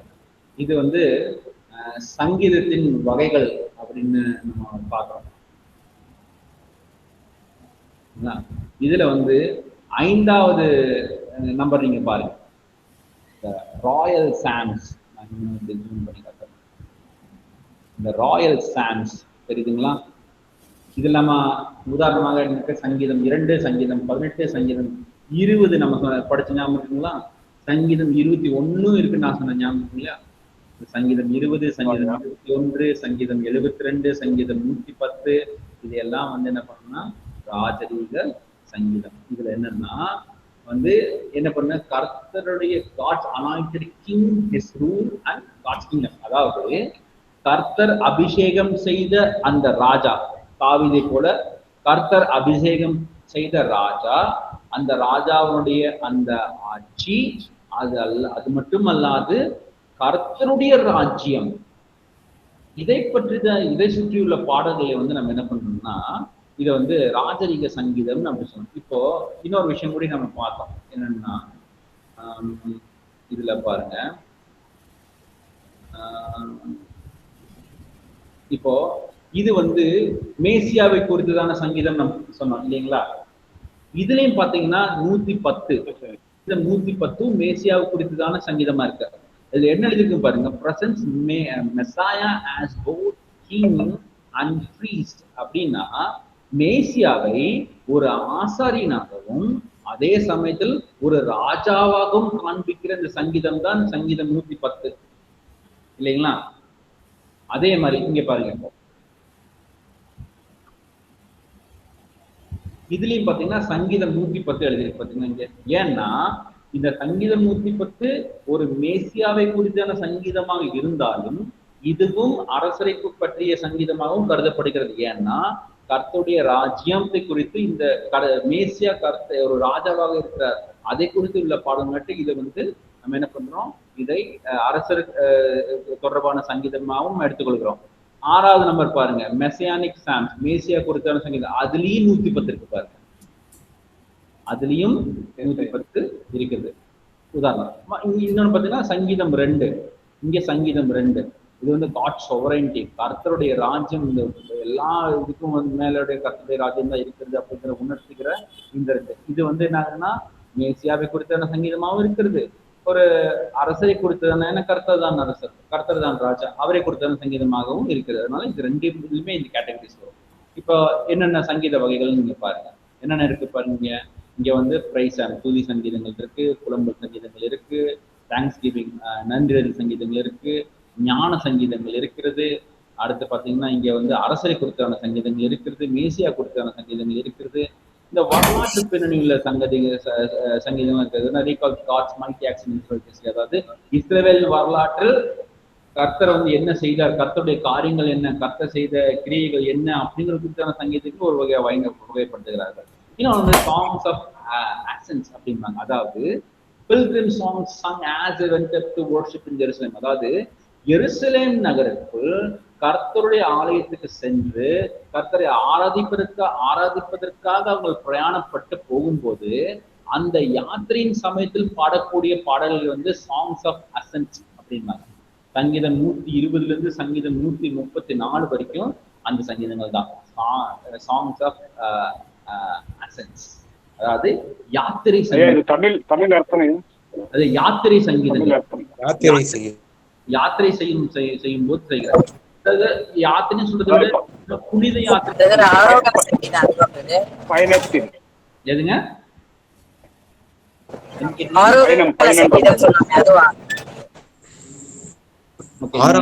மேசியா தொடர்பான சங்கீதம். 6வது வந்து மேசியா தொடர்பான சங்கீதங்கள். ஓகேங்களா? 7வது வந்து வரலாற்றில், இஸ்ரவேலுடைய வரலாற்றில் ஆண்டவர் செய்த கிரியைகளை குறித்துதான சங்கீதங்கள். ஓகேங்களா? 8வது என்ன சொல்றேன்னா, இது வந்து பிரயாணப்படும் போது யாத்திரை செய்யும் போது பாடக்கூடிய பாடல் சங்கீதங்கள். அந்த பிரயாணம் பார்த்தா வெறும் பிரயாணம் மட்டும் இல்ல, குறிப்பாக என்னன்னா கர்த்தருடைய ஆலயத்தில் எருசலேமில் உள்ள கர்த்தருடைய ஆலயத்துக்கு வந்து கர்த்தரை ஆராதிப்பதற்காக அவங்க பிரயாணப்பட்டு வருவாங்க. அதாவது டே ஆஃப் அட்டான்மெண்ட் இருக்கு, அந்த யாம் கிப்பூர் எனப்படும் அந்த ஒரு பண்டிகை சமயத்துல வந்து கர்த்தருடைய ஆலயத்துல வந்து எல்லோரும் எங்கிருந்தாலும் வந்து பிரயாணப்பட்டு வந்து கர்த்தரை தொழுது கொள்வார்கள் இல்லையா? அந்த தேவனுடைய ஆலயத்துக்கு எருசலேமுக்கு வருவாங்க இல்லையா? அவங்க எங்கிருந்து வேணா அவங்க யாத்திரை செஞ்சு வரலாம். அப்படி அவங்க பிரயாணப்பட்டு வரும்போது எருசலேம் ஆலயத்துக்காக கர்த்தரை ஆராதிப்பதற்காக பிரயாணப்பட்டு வருவாங்க இல்லையா? இப்போ வந்து நம்ம என்ன பில்கிரிமேஜ் அப்படின்னு சொல்லுவோம், புனித யாத்திரை அப்படின்னு சொல்லுவாங்க இல்லையா? பல சமயங்கள், பல மதங்களில் கூட இந்த ஒரு புனித யாத்திரை அப்படிங்கிற ஒரு விஷயம் இருக்கு இல்லையா? அந்த மாதிரி இவர்களும் எருசலேம் நகரில் உள்ள தேவனுடைய ஆலயத்துக்கு சென்று கர்த்தரை ஆராதிப்பதற்காக பிரயாணப்பட்டு வரும்போது அந்த பிரயாணத்தின் சமயத்துல வந்து பாடக்கூடிய சங்கீதங்கள் தான் வந்து சாங்ஸ் ஆஃப் அசன்ஸ் அப்படின்னு, பிரயாண சங்கீதம், பிரயாண சங்கீத பாடல்கள் அப்படின்னு வந்து நம்ம சொல்லுவோம். புரியுதுங்களா? இப்படி வந்து பல வகையான சங்கீத பாடல்கள் வந்து இருக்கிறது. இன்னும் சில சின்ன சின்ன கிளாசிபிகேஷன்ஸ் இருக்கு. இங்க பாத்தீங்களா, இங்க இருக்கு இண்டிவிஜுவல் சாம்ஸ் அப்படின்னா, அதாவது தனிப்பட்ட முறையில் ஒருத்தர் வந்து பிரார்த்தனை செய்யும் போது இருக்கக்கூடிய அந்த அந்த அப்படிப்பட்ட சங்கீதங்கள் வந்து என்ன பண்ணணும்னா, இது வந்து இண்டிவிஜுவல் சாம்ஸ் அப்படின்னு, அதாவது தனியா. இப்போ வந்து ஒரு உதாரணமா சொல்ல போனா சங்கீதம் 63 நம்ம பார்த்தோம் இல்லையா? அது தாவீது தனிப்பட்ட விதத்தில் தாவீது வந்து என்ன ஜெபம் செய்தார் அப்படிங்கிறதுக்கான ஒரு பாடல் தான் அது வந்து இண்டிவிஜுவல் சாம்ஸ். அப்புறம் கம்யூனல் சாம்ஸ், அது வந்து கார்பரேட் வொர்ஷிப், அது வந்து தனி மனிதனா ஆண்டவர் ஆராதிக்கம் இல்லாம ஒரு கூட்டமாக சேர்ந்து கர்த்தரை ஆராதிக்கும் போது. உதாரணமாக சங்கீதம் 20 வந்து ஆரம்பத்து முதல் பகுதியை தானே ஒரு கூட்டமா தானே அவங்க ஆரம்பிக்கிறாங்க. அது 2வது டிடாக்டிக் சாம்ஸ் அப்படின்னா, அந்த சங்கீதத்தின் மூலியமாக வந்து அந்த அந்த சில காரியங்களை வந்து படிப்பு டீச்சிங் இன்ஸ்ட்ரக்ஷன் கொடுக்கக்கூடிய சாங்ஸ். சிலதெல்லாம் இம்ப்ரிகேட்டரி சாங்ஸ்னா ஆண்டவரே இந்த நியாயத்தை செய்யுங்க. இப்ப நேற்று பார்த்த மாதிரி சங்கீதம் 137 எங்களுக்கு இந்த மாதிரி அநியாயம் செய்தது, இவர்களுக்கும் இந்த மாதிரி அநியாயம், இவர்களுக்கும் அதே நிலைமை நடக்கட்டும், இவர்களுக்கும் அந்த அதே நியாயம் உங்களுக்கும் கொடுக்கப்படட்டும் அப்படிங்கிற ஒரு விஷயமும் இருக்கு. அதே மாதிரி அப்புறம் ஹல்லேலூயா சாங்ஸ், இந்த துதி பாடல் ஹல்லேலூயா சாங்ஸ், அதுலயும் வந்து அந்த ஹல்லேலூயா அப்படிங்கிற அந்த வார்த்தைகள் அதிகமா இருக்கிறதான அந்த துதி பாடல். இப்படி வந்து பல வகையான சங்கீத பாடல்கள் வந்து நமக்கு வந்து இருக்கிறது. சரிங்களா? இப்படி இருக்கிற எல்லா சங்கீதத்தையும் இந்த இதனுடைய வகைகள் வந்து நம்ம தெரிந்து கொள்ளும் போது அதுக்கு நம்ம படிக்கிறதுக்கு அடுத்து வரலாற்று பின்னணியும் பங்கு. நம்ம முன்னாடி சொன்ன மாதிரி இந்த வரலாற்று பின்னணி நம்ம படிக்காம விட்டோம்னா அதுல வந்து நமக்கு வந்து இன்னும் கஷ்டமா இருக்கும். அதனால வந்து இந்த வரலாற்று பின்னணி முழுமா தெரிந்து கொள்ளும் போது நமக்கு வந்து அந்த சங்கீத இந்த எபிரேய கவிதைகளை வந்து நம்ம முழுமையா நம்ம புரிந்து கொள்ள முடிகிறது. வரலாற்று பின்னணின்னு சொன்னீங்க நீங்க, அந்த இஸ்ரவேல் ஜனங்களுக்கு ஆண்டவர் செய்த அது வந்து வரலாற்று பாடல்கள். அதாவது கர்த்தர் இஸ்ரவேல் வரலாற்றில் கர்த்தர் என்னென்ன கிரியைகளை செய்தார் அதை குறித்தான பாடல்கள் இருக்கு. அதனால அது வந்து வரலாற்று பாடல்கள், வரலாற்று சங்கீதங்கள் சொல்றோம். நான் இன்னொரு விஷயம் என்ன சொல்றேன்னா, சூழல்களை புரிந்து கொள்ளும். அது எந்த வகையான சங்கீதமாகவும் இருக்கலாம். ஒரு தனி மனிதனுடைய ஜபமாகவும் இருக்கலாம், இல்லது ஜனக்கூட்டங்கள் ஆராதனையா இருக்கலாம், புலம்பலாகவும் இருக்கலாம், ஞான சங்கீதமா இருக்கலாம், எப்படிப்பட்ட சங்கீதமாக வேணா இருக்கலாம். அந்த சூழலை புரிந்து கொண்டுட்டுனா அந்த சங்கீதம் புரிஞ்சுக்கணும் தான். இப்ப நீங்க ஒரு சங்கீதம் எடுக்கிறீங்க, அந்த சங்கீதம் எப்படிப்பட்ட சங்கீதம் அப்படின்னு உங்களுக்கு புரிஞ்சிச்சுன்னா அந்த சங்கீதத்தை வந்து இன்னும் நீங்க தெளிவா அதனுடைய அர்த்தத்தை புரிந்து கொள்வதற்கு உங்களுக்கு உதவியா இருக்கும். கரெக்டு தானே? இப்ப சப்போஸ் நீங்க அந்த அந்த எந்த வகையான சங்கீதம், அந்த அந்த அந்த சாந்தரம், அந்த டாக்ஸானமி, அதனுடைய ஜான்ரா என்ன, அது எப்படிப்பட்டதான சங்கீதம், அதனுடைய வகைப்பாடை நம்ம புரிந்து கொள்ளவில்லை என்றால் அது வந்து நம்ம அந்த சங்கீதத்தை வந்து முழுசா புரிஞ்சுக்கிறது கஷ்டம். ஐயா ஒரு சின்ன ரெஃபரன்ஸ், ஐயா ஒரு சின்ன விவரம் வேணும். ஆரம்பத்துல வந்து சங்கீதம் 63 வந்துட்டு தாவீது யூதாவின் வனாந்தரத்திலே பாடின சங்கீதம்னு பாத்தீங்க இல்லையா? அதுக்கு ரெஃபரன்ஸ் கிடைக்குமே? ரெஃபரன்ஸ்னா எனக்கு விவரம் போதும். ரெஃபரன்ஸ் அதாவது எந்த மாதிரி சூழ்நிலையிலன்னு சொல்லிட்டு நீங்க சொன்னீங்க, பட் அது ரெஃபரன்ஸ் எந்த அதிகாரத்துல வருதுன்ற மாதிரி சின்ன. ஓகே, நான் வந்து உங்களுக்கு அதுக்கான இது நான் அனுப்பிச்சுடுறேன். சாமுவேல் இருக்கு, நான் உங்களுக்கு அந்த வசனங்களை அனுப்பிச்சுடுறேன். ஐயா இப்போ அந்த இலக்கிய சூழலின் முக்கியத்துவம் ஃபர்ஸ்ட் சொன்னது வந்து இப்ப நம்ம அந்த வார்த்தைகளை போட்டு அது உதாரணம் மட்டும் போட்டு அனுப்புனா போதுங்களா? எதுக்கு நீங்க கேக்குறீங்க? ஐயா ஃபர்ஸ்ட் இப்ப சொன்னீங்க இல்லையா இலக்கிய சூழலின் முக்கியத்துவம். இப்போ உதாரணத்துக்கு வந்து நீங்க ஹாஸ்பிட்டல் அந்த கதை சொன்னீங்க, இந்த உண்மை சம்பவத்தை சொன்னீங்க, அப்புறம் தாவீது எழுதிய பாடல் சூழல்ல சொன்னீங்க இல்லையா, சங்கீதம் 63 சொன்னீங்களே. இப்ப நம்ம இந்த இலக்கிய சூழலின் முக்கியத்துவம் இப்ப நம்ம நோட்ஸ் எடுத்து அனுப்ப சொன்னீங்க இல்லையா ஐயா? அதற்கு வந்து நம்ம இப்படி இந்த சூழ்நிலை இப்படி இருக்கும் அப்படின்னு சொல்லிட்டு நம்ம பொதுப்படியா எது வேணா போடலாமா? இப்ப யோபனுடைய சூழ்நிலை, அவர் நல்லா இருக்கிறதுக்கு முன்னாடி ஆண்டவரை தேடினதும், அதுக்கப்புறம் அவருக்கு பிரச்சனை ஏற்பட்ட, அதாவது வீட்டு சூழ்நிலை ஏற்பட்ட பிறகு அவர் சொன்னதுக்கும் வித்தியாசம் இருக்கு இல்லையா? அதுதான் சூழ்நிலை குறித்து சொல்றது. இப்ப நம்ம அதையே உதாரணமா வச்சு ஒரு நோட்ஸ் எழுதி அனுப்பலாமா?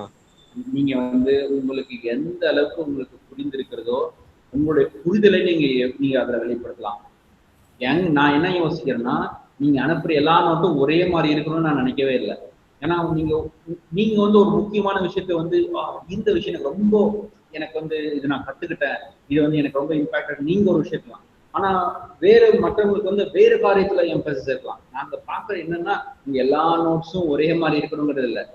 என்னுடைய நோக்கம் என்னன்னா, இந்த கிளாஸ் நீங்க படிக்கும்போது எந்தெந்த விஷயங்கள் வந்து நீங்க கத்துக்கிட்டீங்க அப்படின்னு தெரிஞ்சுக்கிறது தான் அந்த நோட்ஸ். சரிங்களா? எல்லாரும் ஒரே மாதிரி எழுத வேண்டிய அவசியம் கிடையாது. இப்படி வந்து பல விஷயங்களை வந்து நம்ம இந்த எபிரேய கவிதைகளை விளக்குறதுல வந்து ஏற்படுவதான இது பார்க்கலாம். இன்னும் நமக்கு ஒரு 2 நிமிஷம் இருக்கு, ஆனா நமக்கு சமயம் குறைவா இருக்கு. அதனால வந்து எபிரேய கவிதைகள் வந்து விளக்கும் போது அதை நம்ம படித்து புரிந்து கொள்ளும் போது சில தவறுகளை நம்ம செய்கிறோம். அந்த பொதுவான தவறுகள் என்னன்னு மட்டும் பார்த்துட்டு இன்னைக்கு நம்ம கிளாஸ் முடிச்சிடலாம். டைம் ரொம்ப ஓடிட்டு இருக்கு. சரிங்களா?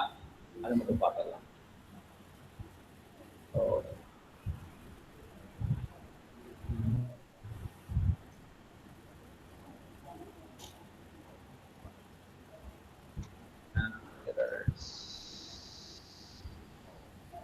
வகைகள், சங்கீதம் வகைகள் இருக்குன்னு பார்த்தோம். இது வந்து நம்ம சங்கீதத்தை இந்த கவிதை நூல்களை வந்து நம்ம வந்து விளக்கும் போது அதை புரிந்து கொள்ள சமயத்தில் நாம் செய்யும் பொதுவான தவறுகள் என்னென்ன, எபிரேய கவிதை விளக்கும் போது சில பொதுவான தவறுகள் அடிக்கடி நிகழ்கின்றன. இத்தகைய தவறுகளை தவிர்ப்பது மிகவும் அவசியம். சரியான வேதாகம புரிதலுக்கு முக்கியமான ஒரு விஷயமா இருக்கிறது. சரி, முதலாவது விஷயம் என்ன? முதலாவது, கவிதை மொழியை மிக நேரடியாக புரிந்து கொள்வதாகும். உருவகங்கள் இருக்கு, ஊமைகள் இருக்கு, அப்புறம் அடையாள மொழிகள் இருக்கு. அதனுடைய உண்மை பொருளை எடுத்துக்கொள்ளும் போது ஆசிரியர் நோக்கம் சிதைக்கப்படுகிறது. அதாவது என்னன்னா, இந்த ரீடிங் டூ லிட்ரலி அப்படின்னு சொல்லுவோம். அதாவது கர்த்தர் மேய்ப்பர், அவர் நிஜமாலுமே ஒரு மேய்ப்பர். கர்த்தருடைய கண்கள் இந்த முழு நோக்கிருக்காங்க. கர்த்தருக்கு நிஜமாலுமே கண் இருக்கு. கர்த்தருடைய சட்டைகள் கீழ் அடைக்கலாம், நிஜமாலுமே ஒரு சட்டை இருக்கு. அப்படிங்கிறது வந்து அந்த கவிதை வந்து ஒரு வரலாற்று நூல்களை போல வந்து படிக்கிறது. இது வந்து ரீடிங், அதாவது நியூஸ் பேப்பர் ரீடிங் சொல்லுவாங்க. நியூஸ் பேப்பர் படிக்கும்போது அதுல என்ன எழுதிருக்கோ அதுதான் இல்லைங்களா. அதுல உருவகம் அது இதெல்லாம் கிடையாது. நேரா என்ன எழுதிருக்கா நேரடியா எழுது இல்லையா. அந்த மாதிரி நியூஸ் பேப்பர் படிக்கிற மாதிரி இந்த கவிதைகள் வந்து படிக்கிறது, அது நம்ம செய்கிறது முக்கியமான ஒரு தவறு. அப்படி நம்ம பண்ணும்போது என்ன ஆகுதுன்னா, அந்த அந்த உருவக மொழியினுடைய அந்த ஆவிக்குரிய அந்த ஒரு அம்சத்தை நம்ம வந்து எழுதுறோம். அது வந்து நம்ம பண்ற பெரிய தவறு. இரண்டாவது தவறு, சிலர் என்ன பண்றாங்கன்னா, ஒரு வசனத்தை இல்ல அதன் சுற்றியுள்ள பகுதியில அது அந்த ஒரு வசனத்தை மட்டும் அதன் சுற்றியுள்ள பகுதியை பிரித்து எடுத்து அந்த சங்கீதத்தை எழுதின அந்த அந்த ஆசிரியர் எண்ணாத பொருளை வந்து நம்ம என்ன பண்றோம், அதற்கு நம்ம வந்து ஒரு ஃபோர்ஸ்ஃபுல்லா நம்ம ஸ்டாப் பண்றது. இதுதான் வந்து நம்ம பண்ற ரெண்டாவது தவறு, ஐசோலேட்டிங் த வேர்சஸ். அதாவது ஒவ்வொரு இந்த சங்கீதம் அல்லது இந்த கவிதை நூல்கள் வந்து அதனுடைய சூழல் இருக்குது இல்லைங்களா. அதனுடைய சூழலை விட்டுட்டு ஒரே ஒரு வசனத்தை மட்டும் நம்ம தனியா எடுத்து அதுக்கு நம்மளே ஒரு அர்த்தம் கொடுத்து அதை நம்ம புரிந்து கொள்வது, நம்ம அந்த வசனத்தை தவறாக வியாக்கியானம், தவறாக புரிந்து கொள்வதற்கான வழிவகுப்பு. அது நம்ம ரெண்டாவது பெரிய தவறு.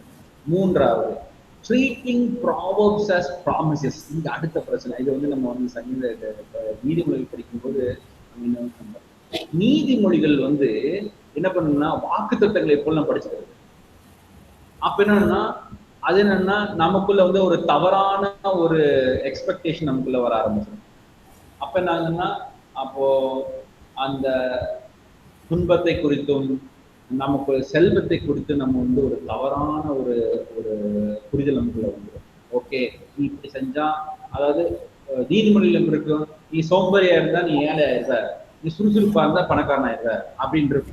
அப்ப அது வந்து ஓகே, நான் பணக்காரன் ஆயிருவேன்னு எனக்கு வந்து வாக்கு திட்டம் அது கொடுக்கப்பட்டிருக்குது, நான் சுறுசுறுப்பாவே இருப்பேன், அதனால நான் வந்து பணக்காரன் ஆயிருவேன் அப்படிங்கும்போது அது வந்து ஒரு தவறான ஒரு எக்ஸ்பெக்டேஷன். அப்படி வந்து நீதிமொழிகளை வந்து என்ன பண்ணணும்னா ஒரு இந்த ப்ராமிசஸ் மாதிரி, வாக்கு திட்டம் மாதிரி நம்ம வந்து எடுத்துக்கின்றது, அது ஒரு தவறான ஒரு நீதிமொழிகளை நிபந்தனையற்ற வாக்குறுதிகளாக கருதுவதும் அது வந்து ஒரு பெரிய ஒரு தவறு.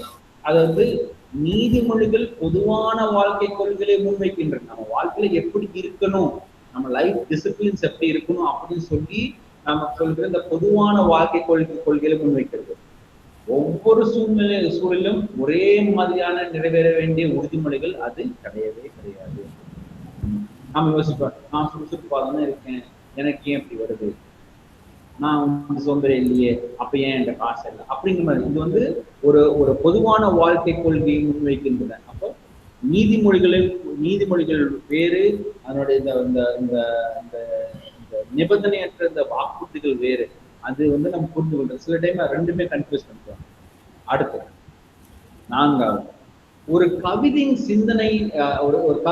சிந்தனை முன்னேற்றத்தை கவனிக்காமல் விடுவது. அதாவது ஒரு அது என்னன்னா, இப்போ அதனுடைய ஒரு தொடர்ச்சி.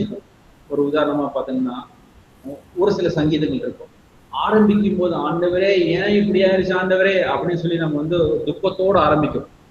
ஆனா துக்கத்தோட ஆரம்பிச்சு அதுக்கப்புறம் ஒரு ஒரு கலிகூறுதல போய் அந்த சங்கீதத்தை முடியும். நாம என்ன பண்ணுவோம்னா அந்த துக்க பகுதியை மட்டும் எடுத்துட்டு அதுல இருந்து நம்ம வசந்த மட்டும் எடுத்து அதை மட்டும் நம்ம வாழ்க்கையில் தான் அப்படின்னு நினைச்சுக்கிறது தப்பு. என்னன்னா அந்த அந்த சங்கீதக்காரன் என்ன பண்றான், துக்கத்திலிருந்து ஆரம்பித்து எப்படி கலிகூறுதல் போய் முடிகிறான் அப்படின்ற சில சங்கீதங்கள் அப்படி இருக்கு. நம்ம பார்க்கலாம். அது வந்து நமக்கு சமயம் ரொம்ப கம்மியாக நடிக்க நமக்கு அப்படி சில சங்கீதம் ஆரம்பிக்கும் போது என்ன, ஆண்டவரே ஏன் எப்படியாச்சு, நீங்க ஏன் இதை பண்ண மாட்டீங்க, நீங்க ஏன் கண்ணை திறந்து பார்க்க மாட்டேங்கிறீங்க, நீங்க இதுக்கான அநியாயத்தை தடுக்க மாட்டேங்கிறீங்க அப்படிங்கிற மாதிரி ஒரு துக்கத்தோட ஆரம்பிச்சு கலிகூறுதோடு போய் பிடிக்கிற சில விஷயங்கள் இருக்கு. இப்போ எது மட்டும் இல்லை, ஒரு அது வந்து தீர்க்க தரிசனத்திலேயே இருக்கு. போன டைம் இந்த ஆபத்துக்கு தீர்க்க தரிசன புத்தகத்திலேயே அதான் பார்த்தோம். ஆரம்பிக்கும் போது ஆண்டவரே நீங்க எப்படியே இப்படி பண்ணீங்கன்னு ஆண்டவரை கேள்வி எழுப்புறதுல தொடங்கி ஆண்டவர் கலிகூறுவதில் அது முடிகிறது. அப்ப என்னன்னா அதனுடைய தொடர்ச்சி அது வந்து துண்டு துண்டா அதை படிக்காம அந்த ஒரு சங்கீதத்துல முழுமையாக தெரிந்து கொள்வது ஒரு முக்கியமான ஒரு விஷயம். கடைசியில அதனுடைய முழு அர்த்தத்தை புரிந்து கொள்வதற்கு தனிப்பட்ட பயன்பாட்டில் மட்டும் கவனம் செலுத்துவதாகும். சில டைம் என்ன பண்ணணும்னா சில டைம் என்ன பண்ணுவோம், இப்போ இந்த சங்கீதம் வந்து தாவீது அந்த சமயத்துல அவருக்கு அந்த சமயத்தை அவர் எழுதிட்டாரு, பாடிட்டாரு, முடிஞ்சு அதுக்கு நமக்கு சம்பந்தம் இல்லை அப்படிங்கிற விஷயத்தையும் வந்து நம்ம இது பண்ணக்கூடாது. சில சமயத்துல வந்து அப்ளிகேஷன் மட்டும் பார்த்து எங்கிருந்து வருது, அதனுடைய உண்மையான அர்த்தம் என்ன அதையும் விட்டுறக்கூடாது. இந்த மாதிரி சில தவறுகள் வந்து நம்ம என்ன பண்ணணும்னா இந்த சங்கீதங்கள் வாசகம் பண்ணக்கூடிய வாய்ப்புகள் இருக்கிறது. அப்ப என்ன பண்ணணும்னா இப்படிப்பட்ட தவறுகளை வந்து நம்ம என்ன பண்ணணும்னா அவாய்ட் பண்ணிடணும். சரிங்களா? அப்போ வந்து இந்த சங்கீத அல்லது இந்த எபிரேய கவிதைகளிலும் வந்து இன்னும் நம்ம தெளிவா படித்து புரிந்து கொள்ள நமக்கு உதவியா இருக்கும். சரிங்களா? இனி அடுத்த கிளாஸஸ் வந்து நம்ம என்ன பண்ணோம்னா ஒவ்வொரு புத்தகமும் அடுத்து யோகு புத்தகத்தை நம்ம பண்ணுவோம். யோகு புத்தகத்துல வந்து சில கிளாஸஸ் வகுப்புகள் வந்து யோகு புத்தகத்தில் நம்ம படிக்கலாம். அடுத்த சங்கீதம் அப்படியே ஒவ்வொரு நாள் நம்ம அடிச்சுக்கலாம். சரிங்களா? இப்போ டைம் இன்னைக்கு நமக்கு முடிஞ்சு எல்லாருக்கும் நன்றி. இந்த கிளாஸ் நம்ம நல்லா கவனிச்சிங்க.